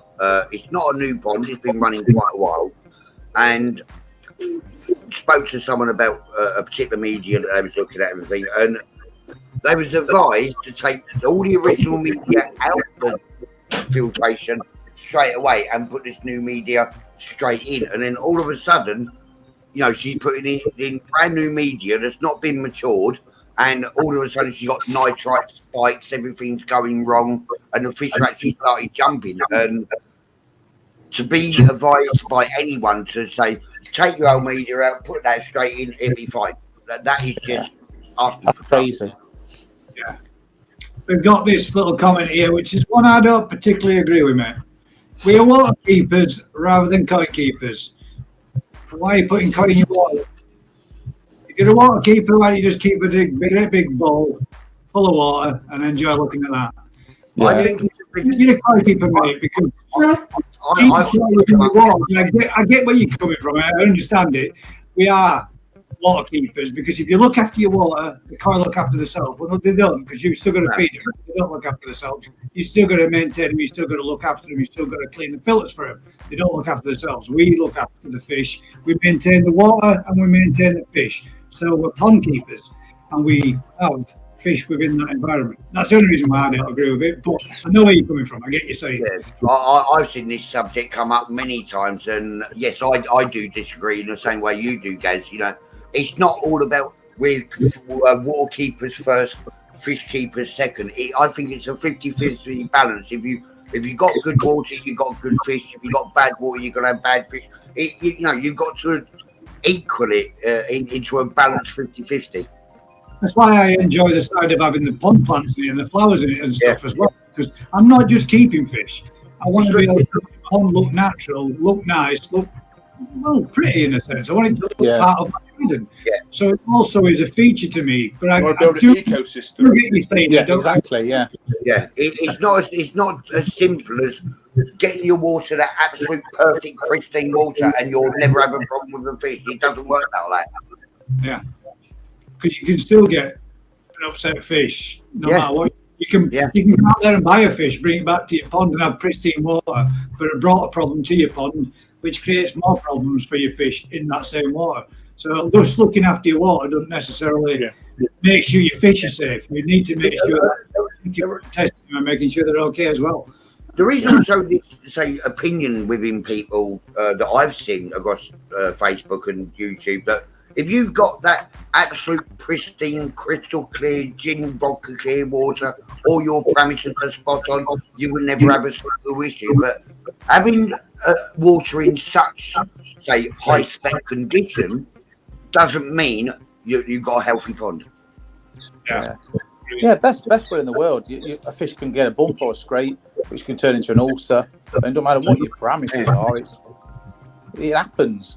If you're unlucky enough for it to go internally wise, and then it can turn into dropsy rather than the infection state, it can all sorts of stuff can happen. But I get where you're coming from, Jamie. It is an old saying that a lot of people say, but it isn't necessarily one that I particularly agree with. I'm not saying you're wrong, mate, because if you do look after your water and do all your general checks and look after your fish, you shouldn't have an issue. But there are other elements that saying misses out on, and I personally think it's. I get where you're coming from. But I don't tend to really agree. You can lower your effects of the NPS, which is new pond syndrome, by keeping the ammonia as high as your pH will allow to start off with. To kickstart your filters, or to kick your filters in. Kick your filters in. kickstarting filters. Guess what? That's what I mean. Unless you wanted to kick your filter in the pond as well, so just like launch it across there and knock it in. But I don't know. Below the effects of the new ponds by keeping your ammonia as high as your pH. You're keeping your ammonia as high as your pH, so you can have your pH levels at 7.5 and your ammonia levels at 7.5. I don't sound. I'd rather have no ammonia and my pH at 7.5 than have my my ammonia levels up high. But you need to up high at some point because they've got to go through that stage to ammonia to nitrate to nitrite, or nitrite to nitrate, should I say. So you always have to have some element of your ammonia there, don't you? Or otherwise there's nothing there for everything to feed on throughout the cycle. Yeah. New pond syndrome will always occur, but you can limit it with the level of... Now, when you say new pond syndrome will occur, what is the term new pond syndrome referring to? Is it high levels of ammonia? Is it blooms of algae? Is it blooms of blanket weed? Is it,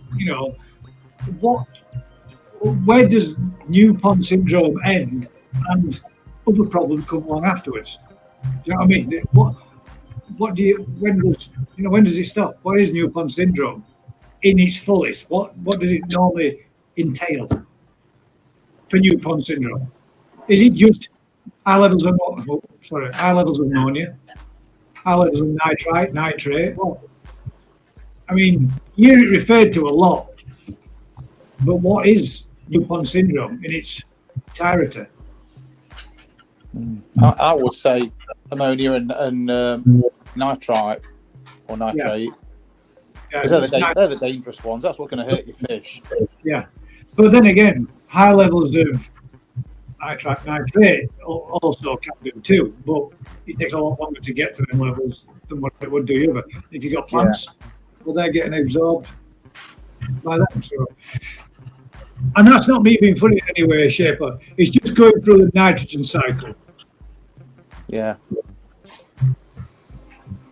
Because if you're going through the nitrogen cycle, then the reason why I ask that is because normally when you're going through your nitrogen cycle and you end up with high levels of ammonia, nitrite, nitrate, then the next thing you know, you've got a mass algae bloom, and then when you've got an algae bloom, you normally get blanket weed, and everything starts growing like crazy. And it's which point does it stop being the new pond syndrome, or just something that you have to keep working on to maintain? That's what I mean. I'm not saying I know. I'm asking what people think. We got there. It reduces the hell out of a lot of issues through your water if your water is looked after. Yeah, but that's like, I get that. If you're saying your water's looked after, yes, of course it does. But if you're not looking after your fish that are in there with ulcers, and no matter how much you look after your water, that fish is still going to get ill. You still need to look after your fish. But I wasn't saying he was wrong. I just think it's a saying that has got a couple of elements missing to it. As I say, it's not just about water. It's got to be a 50-50 balance between the two. Yeah, I think, that's pretty much how I think as well. No, I've seen so many people across Facebook groups say that koi must have the most crystal clear, perfect water ever imaginable. But then in another comment, say, I keep koi in a dirty stick to create mud pond like they do in Japan. So it's make your mind up. Which one is it? Well, you say that you say that in a dirty, great big stinking mud pond. They're not. I don't mean in that term. Yeah, you know what I mean. A lot of people refer to them in that manner, but they're not. The quality of them waters is probably equally as good as anything we could achieve. Yeah, exactly. Spring fed, yeah. Spring fed water which has come down from mountains and hillsides and filtered through, so it is in pristine condition, but it's clear tinted, so it doesn't look the cleanest of water. Yeah. I don't mean it in a literal sense that it's dirty, stinking mud pond, but you say.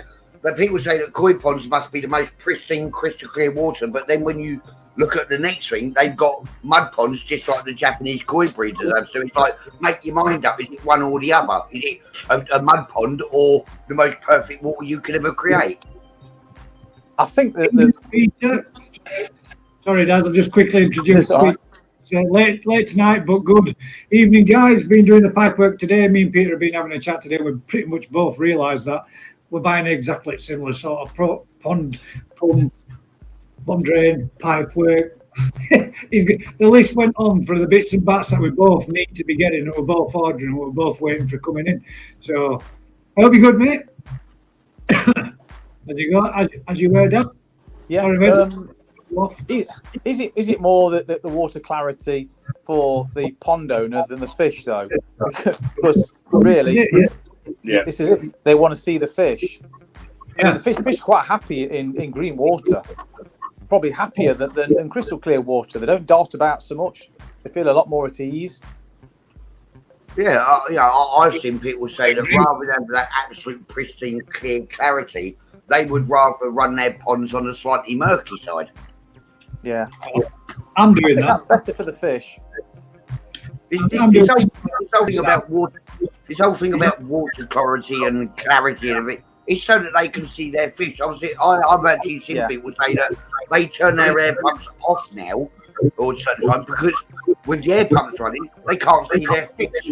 Yeah, well, Phil was saying exactly the same thing, wasn't he, with his spin drifter? He was saying that it breaks the surface tension of the water that much, he gets to a point where he physically can't see his fish. So he has to turn it off just so he can enjoy looking at them. But yeah, at the moment, at present, I need to go out and get myself a new UV because over the last 4 days, the sun's got a bit brighter. It's coming up, looking a little bit nicer in Yorkshire for a change. But the dull, miserable days are disappearing. But in this last 4 days, I had a little pet mouse that decided it was going to live outside of my filter box, and it's chewed through my UV and tripped the power out to the house. So now I need to get myself a new UV. So I need to get that pretty sorted out pretty quickly. And I've just noticed in the last 4 days just how much the clarity is dropping off on the pond. But talking of clarity and it being perfect and being a good environment, my dad never had any form of ultraviolet on his front garden pond. And every year guarantee, I don't know they're only goldfish, publishing buckins, every year guarantee, they spawn naturally. We've got a lot of plants in there. There's somewhere for them to hide. The little ones make through, and each year he ends up with about 15 to 30 odd little goldfish every time, every season. Back garden pond, crystal clear, always been able to see it at bottom. Nothing's ever bred in there once, ever. Never had anything spawned. I highly doubt that he's not got any males or females in there, but he's never had any success. If something else, the green of the water, sometimes the little fry and the smaller stuff, they have somewhere where they can hide and disappear and evade the bigger fish, don't they? Not only that, Gaz, when they first hatch, that they actually feed on that green water. Yeah, the infusoria. Right. Any topics you'd like to bring up, Daz, while I just have a quick look through some of these? Not off the top of my head. I just got back from a long dog walk. Sorry? Has anybody's fish in their ponds at lower temperatures started to chase and thing like mine was tonight? Oh, yeah. We were earlier on this evening. I don't know, actually. Could I share that? You should be able to share your screen. Possibly, might be a... Where did you send it, Mick? Which one? Yeah, basically, Mick's noticed a little bit of a rise in temperature in his pond. It's got up to about 12 degrees, I think you said, didn't it? And it's showing signs that it might be having a couple of fish that are, nose to tail chasing each other, getting ready for spawning. Now, I always thought that a fish wouldn't spawn until it got to at least a decent temperature, normally, 18, 20 degrees. Example, Jack's fish spawning in temperatures of 18 or 20 degrees in the shop, I think, something like that. And they went for it, didn't they? They had a dummy run first and then off they went. But these actually look like they're going to be having a go. And it's only a case of, hopefully. I've sent it to you guys. Oh, one sec. Well, I went on a forum, and it was the Keisha Sui forum, and a lot of the people on there were from America, Australia, and they were saying that they had their boys born in temperatures like 10 degrees. In fact, it dropped that cold at night. There was frost on the following morning, and still survived. So yes, boy can spawn in all conditions. Wow. See, I wouldn't have thought they would. I wouldn't have thought they would. My pond's at 12. Yeah. I wouldn't have thought they would have actually spawned in temperatures as low as that. Well, saying that, you and Jack was down at Vincent's Twisted Koi. He's getting ready to spawn a couple in his pond out the front, isn't he? Yeah. Yeah, he's prepping for it, yeah. I think, what's his temperatures like? About 11, 12 degrees at the moment. Well, I think he said they were. And hopefully this works, and hopefully we get sound. Yeah. I had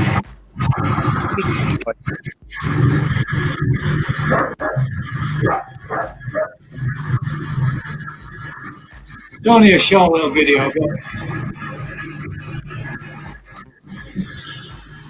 he's definitely interested, isn't he? Yeah. Definitely. And you're I know. do that, Mick. It's like my small pond at the moment. I know I had a bit of foaming on the surface of the water recently, and I put that down to be excess protein now. But in the last couple of days, my goldfish have been going absolute bonkers, chasing each other around in circles, and the level of foaming that I've got on the pond today, it's just after, really big, thick, white. Sounds like where it is smelling then. Did it smell like Grimsby Docks when it came out? Did it smell really fishy? Did you get a... It does smell right. It smell. I know Skeggy was saying on one of his recent videos that his pond, ever since he's given up smoking recently, he's noticed a real strong pondy smell to his smell, and I get the same. He's in it. Only joking, does. But yeah, the way my goldfish are going bonkers and chasing each other about like no one's business is like, what the heck is going on in that pond at the moment? Well, what we're on now is 14th. What do you think, Daz? 14th of April. Well, I had a tank full of females in my polytunnel, and I thought I'll top it up with some cold water and put those in. Almost instantly, the smallest one, he started battering the females. He was chasing them all around, nudging them constantly, and I thought that was not a female. So I netted him out quick. Do you think it's a case of that it could be brought on with the water changes? I mean, Definitely. I don't know. It was the temperature. All of it. So, 100% it was temperature. Yeah. So So, water triggered it. white cloud mountain minnows you can drop in a couple of ice cubes into your tank. The cooler temperature, they think it's the fall, they think spring kicks in, and don't they go for it? Same with plecos, I think. Yeah. So, I've just popped out and had a look at my small pond at the moment. It's sitting at 15.5 degrees, and I've never had the amount of foaming that I've got on the pond today. Never had that much. Yeah. I mean, you know the difference between, trust me, you know the difference between protein on top of your pond and something else on top of your pond. Yeah. Something else. But then the second, when my Shabubkin spawned last year, which was the first time I ever had fish spawn in my pond, I've never had it happen before. When they did, the second I opened that door, it stunk. And I could smell it full length of garden. And I thought, what the heck's going on? And as soon as I walked to the pond and I seen him was spawning, I thought, oh my God, that's bad, that stinks. So you know about it, you can definitely tell there's some fishy in the air, so to speak. Yeah. Well, is it temperature related or day length related spawning? So is it temperature related or day length related? The hours of sunlight that triggers spawning. Oh, this is it, mate. I always thought that it were a seasonal thing. Hence the close season, at the, for like your fishing ponds and lakes and rivers, there's a close season because that's the natural time of year when fish spawn. Yeah. Now, they give it a good old gap so that they can spawn. But I thought it was kind of like that type of season, and it was the case for all fish. Not, all the fish, not saltwater. Wasn't Jack also saying it's got something to do about being a full moon, hence the next full moon that's forecasted Saturday? Definitely has an effect. Because Jack's actually doing that live this morning. Yeah, Jack's actually doing that live this morning, like on Saturday.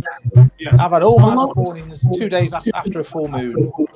Yeah, they reckon it's a lot to do with it, don't they? But if you look at nature in that aspect, a lot of things are triggered in oceans, in rivers and seas and stuff like that. It's always triggered by around tidal currents. Tidal currents are always pulled and altered by your moon, so it always tends to be some stem relation to it, doesn't it? Yeah. It may be something deep in the DNA of the fish that maybe they're freshwater fish evolved from saltwater fish, so that might still be deep in their DNA, that lunar pull with the tides that triggers it. So is it? I'm sorry, mate, if I get this wrong. Is it Simon? Simon, I think it is. Simon. No, Simon. That's what I thought, mate. I thought too cold. That's what we thought, yeah. Straight away, but then they definitely do look like the male's chasing the female. He's driving them, isn't he? He's getting them. Now, whether or not she's interested might not be the case. Yeah. But he's definitely interested. Whether or not it's going to continue, whether or not I'll come from it, I don't know. But yeah, I said Simon, to be fair. I did think it was too cold. Can spawn at 12 degrees, bud. Yeah, well, I mean, let's face it, Jack. Fish spawn in ocean, God knows what temperature, isn't it? It's a lot colder than 12 degrees. No, it happens, but I just didn't think it was that cold. Every time I've ever seen it myself at my local fishing club when I was a kid growing up, I always remember going down there at like spring, early summer, and Fry just be cruising around in edges. And by that time, you were out in your shorts and t-shirt and you felt warm. But never really ever bothered to take temperatures at ponds, so I suppose that could have been anything. Yeah.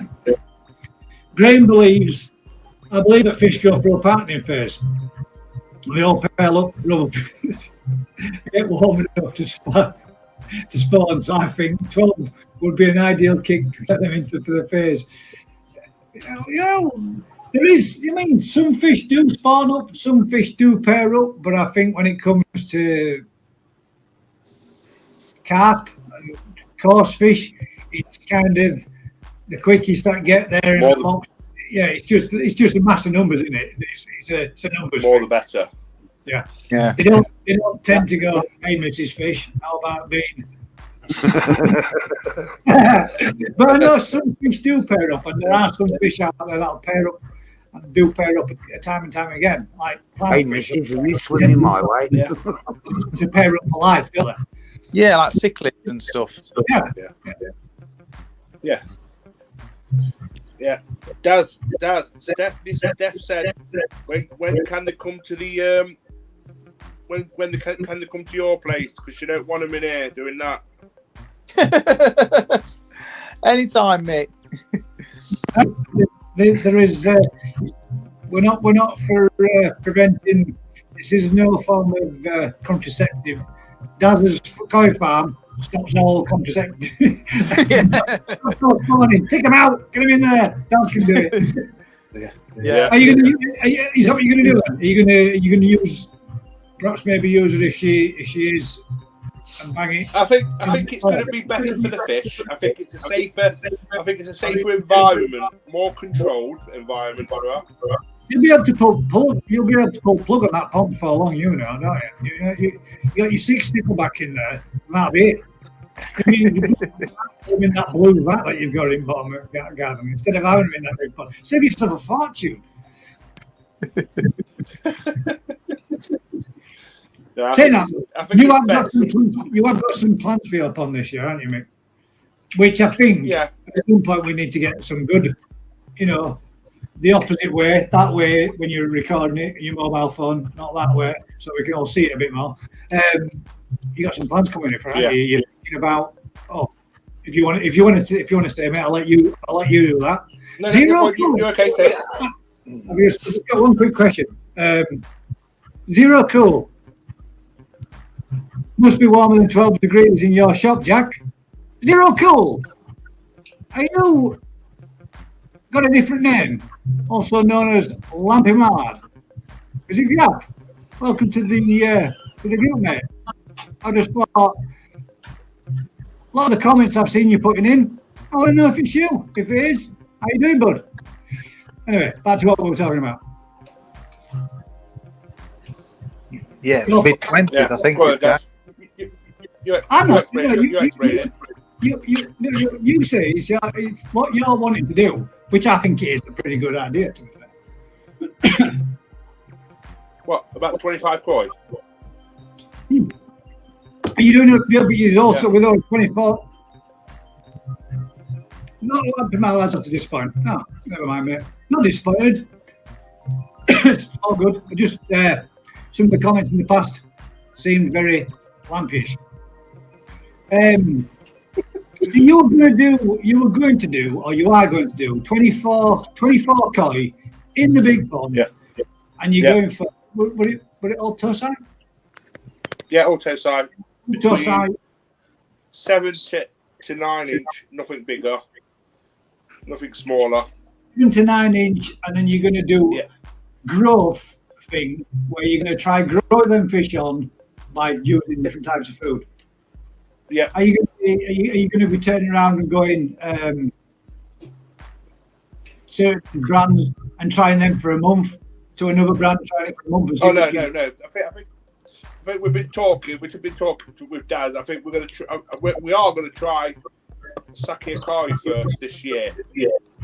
To see if we do get the growth that other people have had growth with. Apparently, it's really good food. So we want to try that. Try this for this season. We will. What we're going to do? We're going to plan the amount of food we're feeding a day. We've got to work out the grammage of total fish, what's in the pond. Yeah. The temperature of each day. So we're going to make a. You're going to plot it all the way out and see you're doing a full on each day. And then are you going to try that again the following year and see if you can replicate it again? Yeah. So are you doing this? Yeah, but are you going to? That's what I mean. Are you going to do this for a 12-month period, then sell those fish on, move them on, whatever you choose to do, then start the process again with a new batch of 24, see what happens and see how it works, how it goes. Great. The fish will be the fish will be given to friends and family. That's what they'll be. There'll be no money transfer or anything like that. It'll be just purely an experiment this year. Yeah, just to see what happens. Yeah. I know, but even the ones that your good lady wife wants to pick, the one that she wants, would that be that? She's not be getting rid of that one. She always got. What was it? What was the fish that she was looking at? I don't know the name. Is it Benny Kikikuri as well? Benny Kikikuri, yeah, I think it was. Okay. That would that fish be staying if you actually get one then, or would you move that one on as well? I think you like that. You did that one. I'm trying to drop you. Yeah, I don't think I'm a fan of that fish. Yeah, no, I'm not. No. I'll keep. No, I mean in the fish that looks like it's the Dautsu painted on one. You know when it looks where the pattern is so perfect. You know, she's gonna kick you out. Yeah. Nice fish, mate. Like they are nice. I like those. Yeah. I like them as well. Steph, how are you? Yeah, she's in the kitchen at the minute. But no, I think traditionally I want to go Showa, Kohaku, not Sankey as much because I'm not really a Sankey fan. We got a quick message back here from Zero Cool, not Lampy. So to this point, you didn't disappoint, mate. It was just a question. Then we've got a Lampyish. Well, no, it wasn't meant in the form of an insult. It was meant in. It was a similar sort of mannerisms that I'd seen in the past.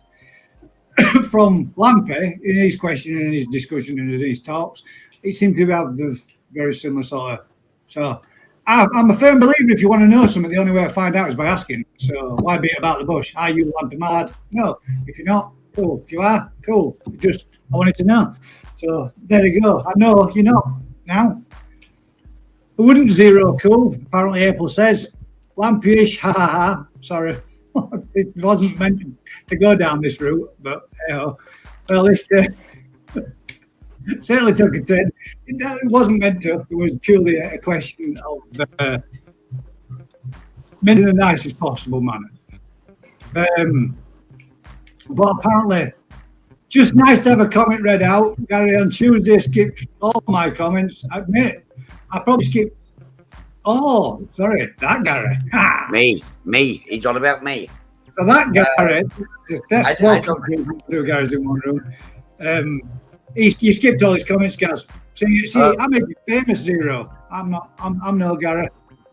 I've just replied to Zero Cool in the chat, so that I've got more time to focus on what I'm doing with the show and the live guests and what the people in the chat, what questions they want to ask the live guests that I had on Tuesday. Kaz actually chats with you guys in my live chat as Pond and Garden, so I just focus on the live guests and the questions that people want to ask the guests, where Kaz chats with all in the chat box. So blame Kaz. Zero Cool. Do you like bonsai?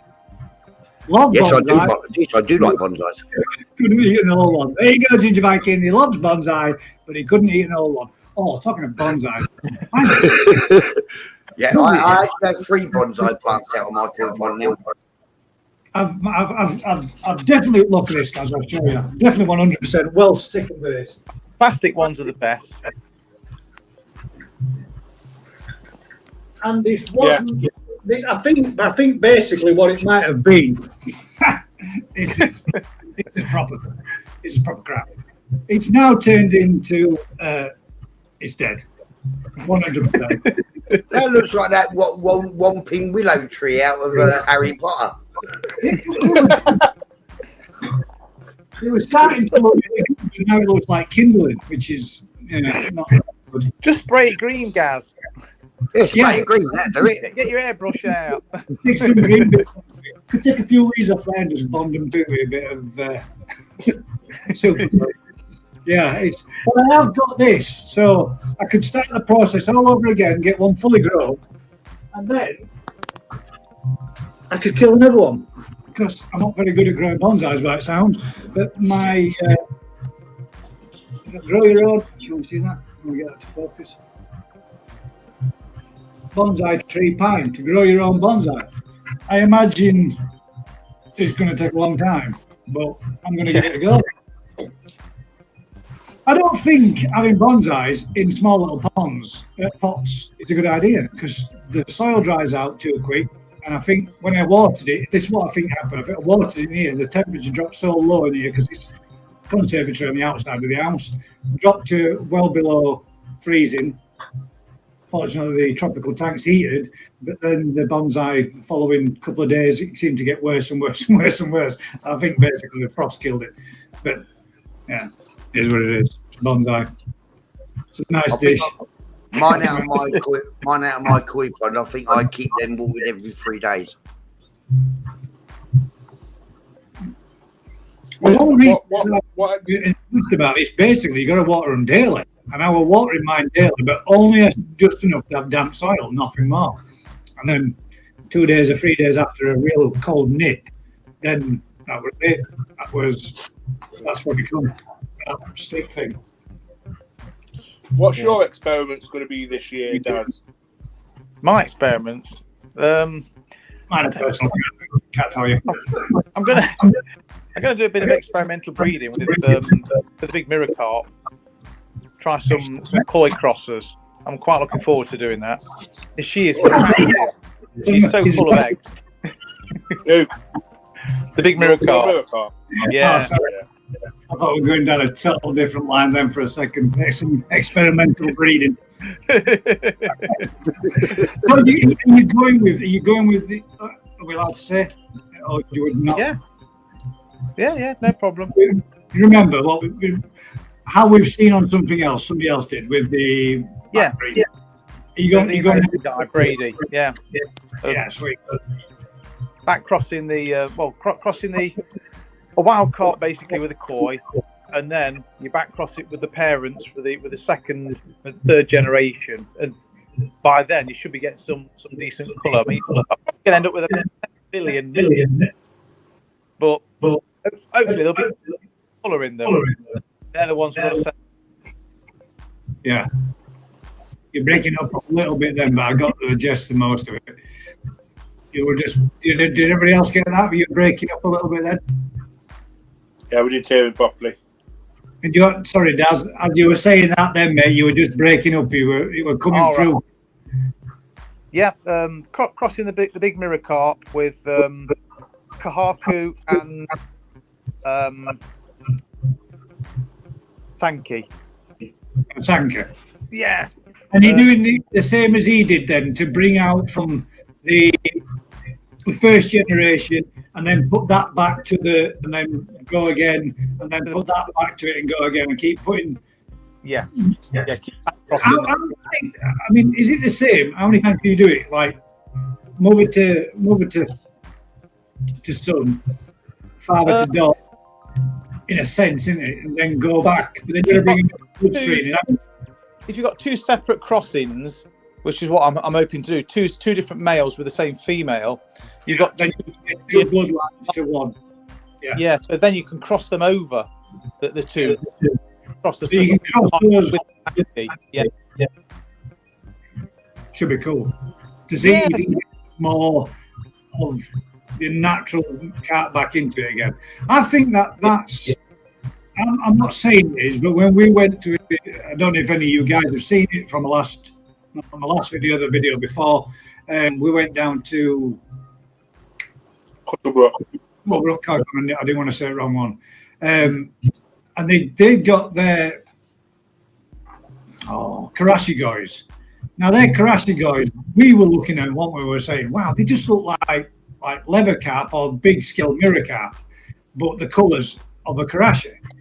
I'm wondering if that's how they've made that line, by backbreeding it back to a big scaled mirror carp, because they look very similar to them. They did like have the caramel, aren't they? Yeah. Lovely. But they're stunning, weren't they? Absolutely beautiful. Yeah. I'm just wondering if that's how they brought that line and then brought it back and back and back and back again. Yeah. Awesome. But it could be nice. It'd be interesting to see what happens, what comes from it. So I know when I've seen the individual spawns with a koi and a mirror, what they've produced have looked stunning, absolutely stunning. And that's just one generation of being nice. Yeah, and we've got one to breed from next year. So yes, like for example, I don't know where they came from, Daz, in that first spawn that you did, because you said that fish went in there. Yeah, but those big armored scaled chags, Ginrin. Wow, they're gonna look something else. Them come full size of a decent sized fish, aren't they? We've got Cutterbrook bloodline fish as well.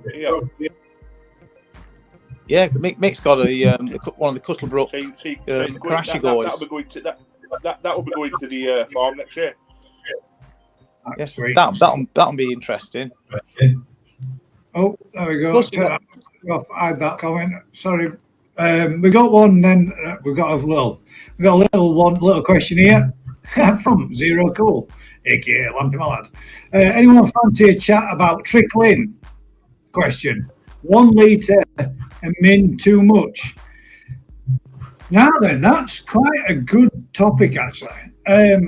1 litre a minute trickling in. Now, if Phil was still here, I know he spoke about this and he had a former about it. I don't know if he's still on. If you are, Phil, did you not mention that there's a certain amount that you have going into your pond so that you're replacing so many litres per day? I'm sure he did. Way too much in, well, there we go. So it doesn't always have to be chats between us guys. It can be chats between yourselves, and we can just look and listen and learn as well. Up North, Koi thinks that's way too much in his opinion.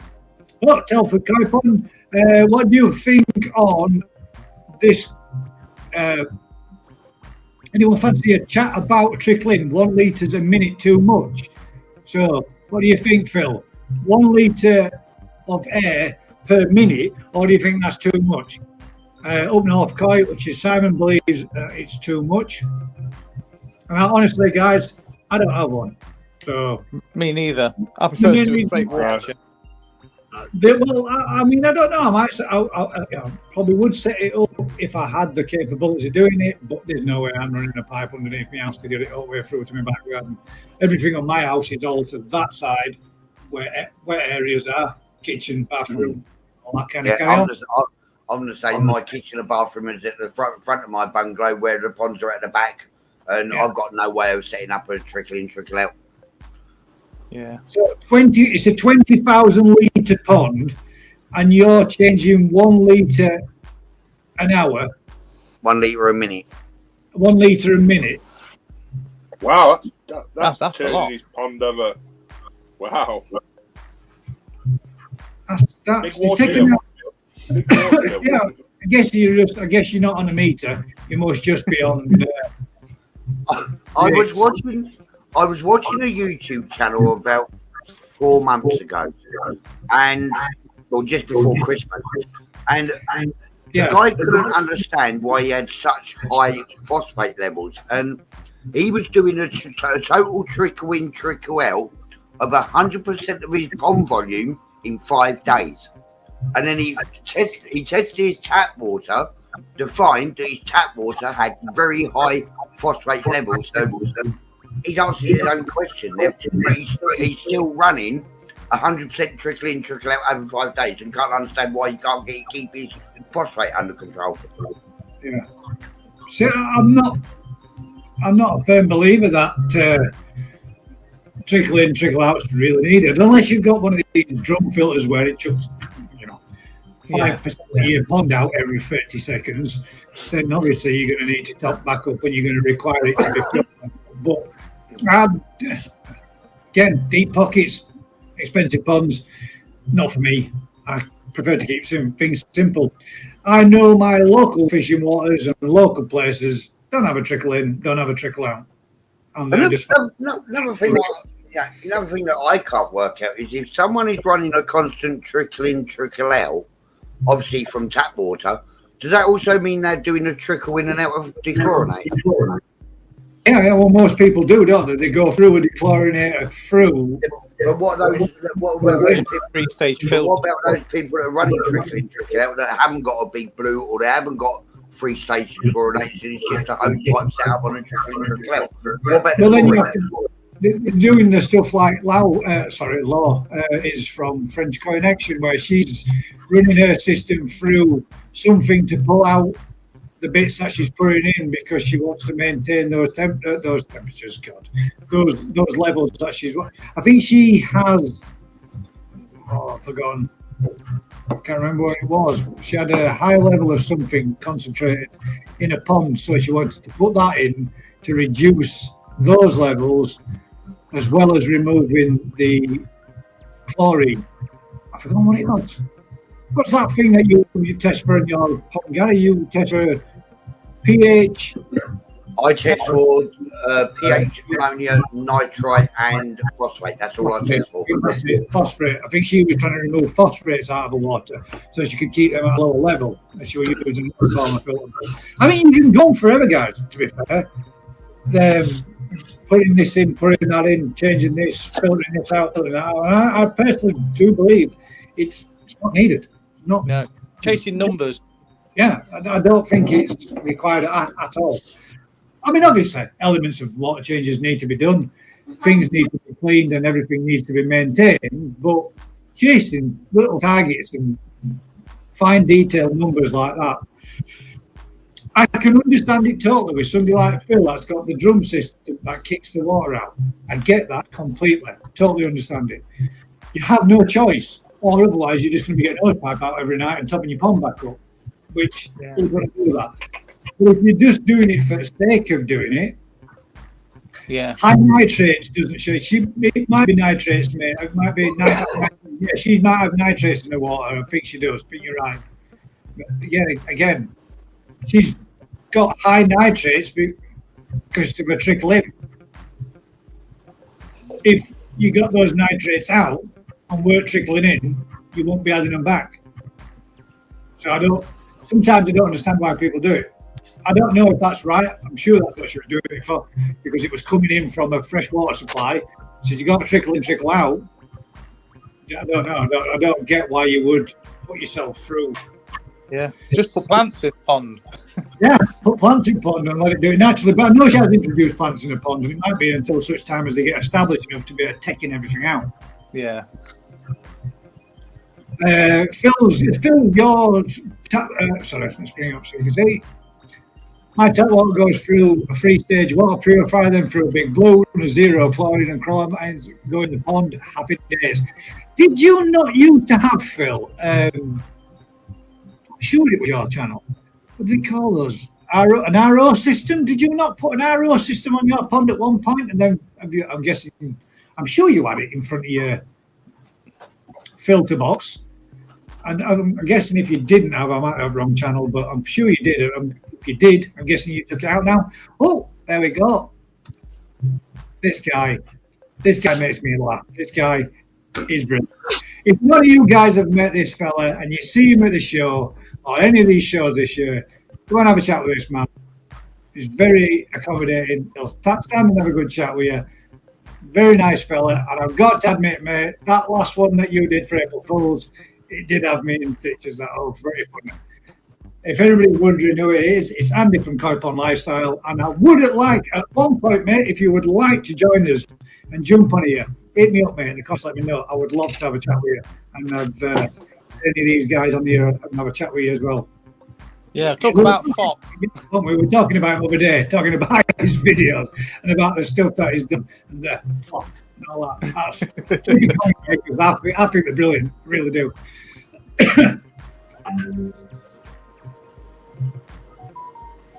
What we got there?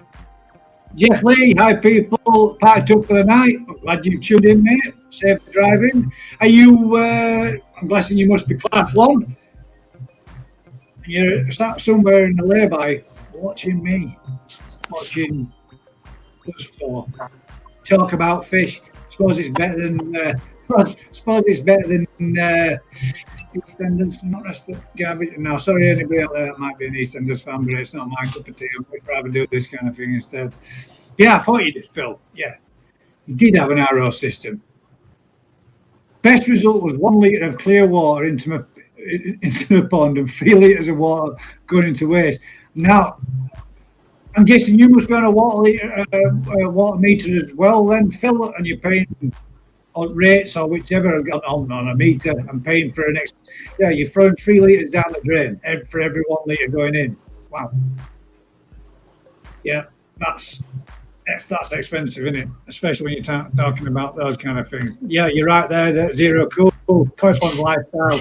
Every day's a full day. Don't knock it till you tried it and all the rest of it. Absolutely brilliant. Yeah, water meter. See, I'd hate to have a water meter.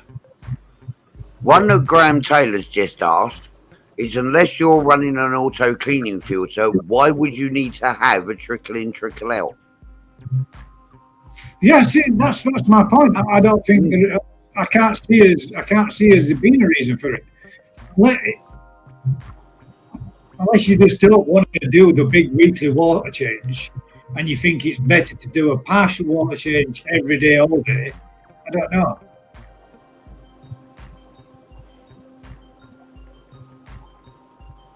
Raffle Balding Reefer. Andy says, yeah, maybe I'll pop on. I'm trying to get some time to pop on to Gary's live chat as well. Appreciate you, mate. If you do, that would be absolutely fantastic.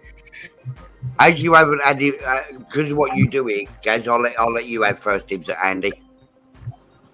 It's one for that. Yeah, you've had all the celebs on yours already, Gaz, haven't you, mate? Sorry? So I know the real celebs are, Andy. Yeah, let you have the posh ones first. I've pretty much, I did actually try and get hold of, and I sent an email off to Mark from Coldbrook Cow Farm, and I asked him if he would like to come on. And at present, obviously, it's coming up to spawning season. He is full on busy, but I did ask him, and the wife has said that come future, if he gets time and he's not too busy, we might be able to get him to come on. And honestly, when we sat and we stood and had a chat with him, real nice fella, well worth it for you guys. If you have not been down there, get yourselves down there. Go and have a look. Ring him, book an appointment, pay your deposit, get down there, go see that farm, because it was a great day, guys, wasn't it? We had a fantastic time. Really knowledgeable guy as well. Really knows his. He did. He gave us all a little bit of information. He gave us all a booklet to walk away with, and he gave us all a little bit of insight. Told us what it was about. We did nothing hid. We got to see what I would consider everything. There was one area where it was his broodstock that we weren't allowed to film, but it didn't prevent us from going in and seeing it. It was absolutely fantastic. So I can say 100%. His fish looked just as good at the show when we were there down in, was it Kent when we saw him? Was it Kent or the Comedy Show? Kent, whichever one it was. I saw one of my videos, guys, go check it out. Last year's koi shows. But you can see the fish on the video constantly swimming around on his, in his vats. And when we went there, they were doing the same thing, weren't they? They were all cruising in circles. Proper, absolute. I loved it. It was brilliant. Actually, found another spot. I won't say where. We won't be giving that away. I found another place we can go. A little bit closer to my way for once. So you guys are going to have to come to me. Ish. A bit of a detour. Sounds good. Anybody else? Some people just prefer slow change. There we go. Some people just prefer slow change rather than doing a weekly water change. Yeah, I agree, mate. And I can see if that's the reason behind it, I can see it as being a valid reason to do it. Is it better though? Is it better to take a lot out and put a lot back in, or is it better to do a small amount throughout a staggered period? But I've got a question. If your parameters are okay and they're all good, do you need to do a water change? Yeah, well, look at the fish tank in the shop. Big tank. Change the water. I mean, to me, with my tank being in here, I don't do that many water changes other than when I'm giving it a clean out and, a fair up and a tidy up. Yeah. It gets added back in there. The filtration needs cleaning, but water changes, I don't really do as much because of it being in a warm environment like a conservatory. Daz will tell you, same as what will be in his polytunnels. The amount of evaporation you get is unreal, especially when you've got big plants in a room like this that are sucking moisture out of them as well. I don't need to do it because I get to top it back up once a week because it just evaporates out. Now, obviously, last year, I was convinced my pond was leaking. Last summer, I was definitely thinking, my pond's leaking. I've got a leak. I did everything. I topped it back up and marked the side of the pond thinking, Jesus Christ, I'm losing so much water. What's going on? And it weren't the case that I'd got a leak. It was just the evaporation from day to day to day. It was crazy. Couldn't believe how much it was, they were losing. Well, not losing, evaporating. Especially as well. If you've got a water, you You broke up a little bit again then, mate. Especially with what? Sorry, if you got a fall, the waterfall, and I think a lot of it is aeration as well. And the bubbles are all popping. Every one of those, bubbles that pop is a little bit of evaporation, bit by bit by bit. So yeah, definitely does make a big difference. My Kev, I clean my hazy pond twice a week, at least during summer. I'm guessing somebody must have mentioned an excellent question according to the pond. Only clean mine, I clean them when blocked.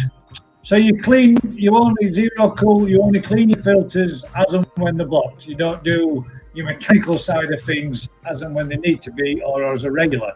Well, if you I do mine weekly, but I only do the mechanical side of it weekly. Allow me a biological to stay for as long as I possibly can. And as long as I'm still getting good water quality coming through, I'll leave it and maintain doing what, nature does. Let the bacteria and all the rest of it do the work instead. With the easy pods, mine, I've mentioned this before. One week I will just use my pond vac and take out the mechanical waste from the outer chamber, and then every second week I will do 2 full cleaning cycles. Another YouTuber will insist, and again I won't say names, will insist that an easy pod should be cleaned every single day. But if you're going to clean that often, how are you going to allow your biological bacteria to even develop and keep on top of your water parameters? Yeah. Well, I personally, if you do your filters every day and you're cleaning everything, then you're taking all the good out as well. Yeah. You're not. You're defeating the object. You're not going to get the build-up of friendly bacteria that does its job. You're flushing it out, aren't you? You're washing it away. Yeah. You might as well chuck a Virkon tablet in. Yeah. Again, well, see, that's the other thing. I mean, I've heard a lot of people talk about Virkon, but Virkon, from what I gather, is antibacterial and doesn't. My small pond with a goldfish and that in it. My small pond with a goldfish and that in it. I think that filter with the sponges and jack matting that gets cleaned every 3 to 4 weeks. Yeah. So what we got here then? My care for clean music pod twice a week, at least during summer. Yeah. I could understand it. Height of summer, you're feeding more, you're getting more fish in there, you've got more, algae blooms, the rest of it, all that kind of stuff. You're banging more food into fish, more waste, more feeding. Yeah, but it's kind of a view that David DT Coy has about anything. It's what works for one pond won't work for another. If your cleaning regime and your maintenance routine works for you, then that's all the good. There you go. See, look there, Jack. No water change in 5 months now. 6-foot YouTube community tank, sculpted by me, is thriving. Yeah, I think it's all down to it's an ecosystem, isn't it? Yeah. And I'm guessing, Jack, obviously you'll have had to do some top-ups, mate, because that shop's warm. Obviously, you're getting evaporation out of the same as, but not to water change. You're putting some in, but it's not water changing, and it's doing perfect well. I think once you get an equal balance, everything seems to take care of itself until you introduce a problem, i.e., maybe a new fish or plants with something on it, whatever. We've got Zero Cool. My writing system gets cleaned once a month in summer and once every 3 months in the colder months. There you go. And we can't, to be fair to Mr. Writer, you can't really knock his filter system because the damn thing works. I've done a good job, and that's kind of what I'm basing mine upon. Same thing. Yeah. We got Mike F. Gaz, that was a part of my question. Some people clean the filters too much and doesn't give the filters a chance to do the job. Totally agree, mate. Yeah. 100%. I mean, you might have been talking to that Gaz, not this Gaz. Let's do it so we can get that one. I'm changing my name. This is funny. I made a bit of a Discord group, and we started a Discord group so we could all have a bit of a sit down in the chat. And we're all having a bit of a sit down in the chat, and I was just saying and all of a sudden, I'm obviously in there as Gaz, and Gaza1 joined, and I'm like, who's going to join my group with my own name? So I went back to his little WhatsApp group and said, which one of you just joined with my name? No one said for ages. I'm thinking. So I picked one back and said, this is going to be the fastest ban ever. Whoever it is that's got my name, get it changed, and I'm going to remove you. If it's none of you, I'll just ban him, whoever it is. And then I was thinking, hang about, if I messed up here and set up myself a secondary account, I'm going to be banning myself from my own Discord. So I thought, let's see. And then I banned this name, Gaz1, and then all of a sudden it gets a little voice. Was it Gaz1? Something. I said, yeah, well, it's completely forgot, obviously. I mean, Gary, it's like apparently we're really rare, so it's hard to get used to talking to another Gary. And I was I was in the process of setting up my account for Discord, and I'd put in my email address, my first name, last name, and it's just a random generated name that Discord came up with. And before I could upload my profile picture and change my name to what it is now, I was booted out before I knew what happened. Officially the first person to be banned from Discord and blocked back in 13 seconds. Sit back, but then you had to triple. But then you had to triple check to make sure you hadn't banned yourself. I sat there. It was a little bit frustrating, wasn't it? Trying to get it all set up. And what we did actually watch was a documentary. I won't put it on, obviously, because it's about an hour and 10 minutes long. But I will see if I can find the history and go back and share it with you guys, because it was very interesting. I really enjoyed it. In fact, let's see if I can find all these guys fill for me. I'll try and see if I can find the name of the documentary that we watched. Wasn't it The Rise of the Japanese Koi Breeder? I think that's what it was. Yeah, The Rise of the Japanese Koi. Yeah, the rise of the Japanese Koi HD documentary. Well worth a watch. 1.9 million views, guys, on YouTube. Definitely worth watching. Good. Really enjoyed it. The YouTube channel is called The Koi Partner. Yeah. Right, yeah, The Koi Partner. It does sound a lot like the other guy that we listened to and we watched as well. It does. Yeah, because they're both Dutch. That's why. You got very similar sounds, haven't you? Very much so. Yeah, they're both from Holland. Right then. Amen to that, brother, whatever that is. Guess I probably should have read the rest first. Different filter systems require different maintenance. Yep. Right, guys? Like different engines require different fuels. Only topped up until Dazza put the twin wall on 4 months, no top up either.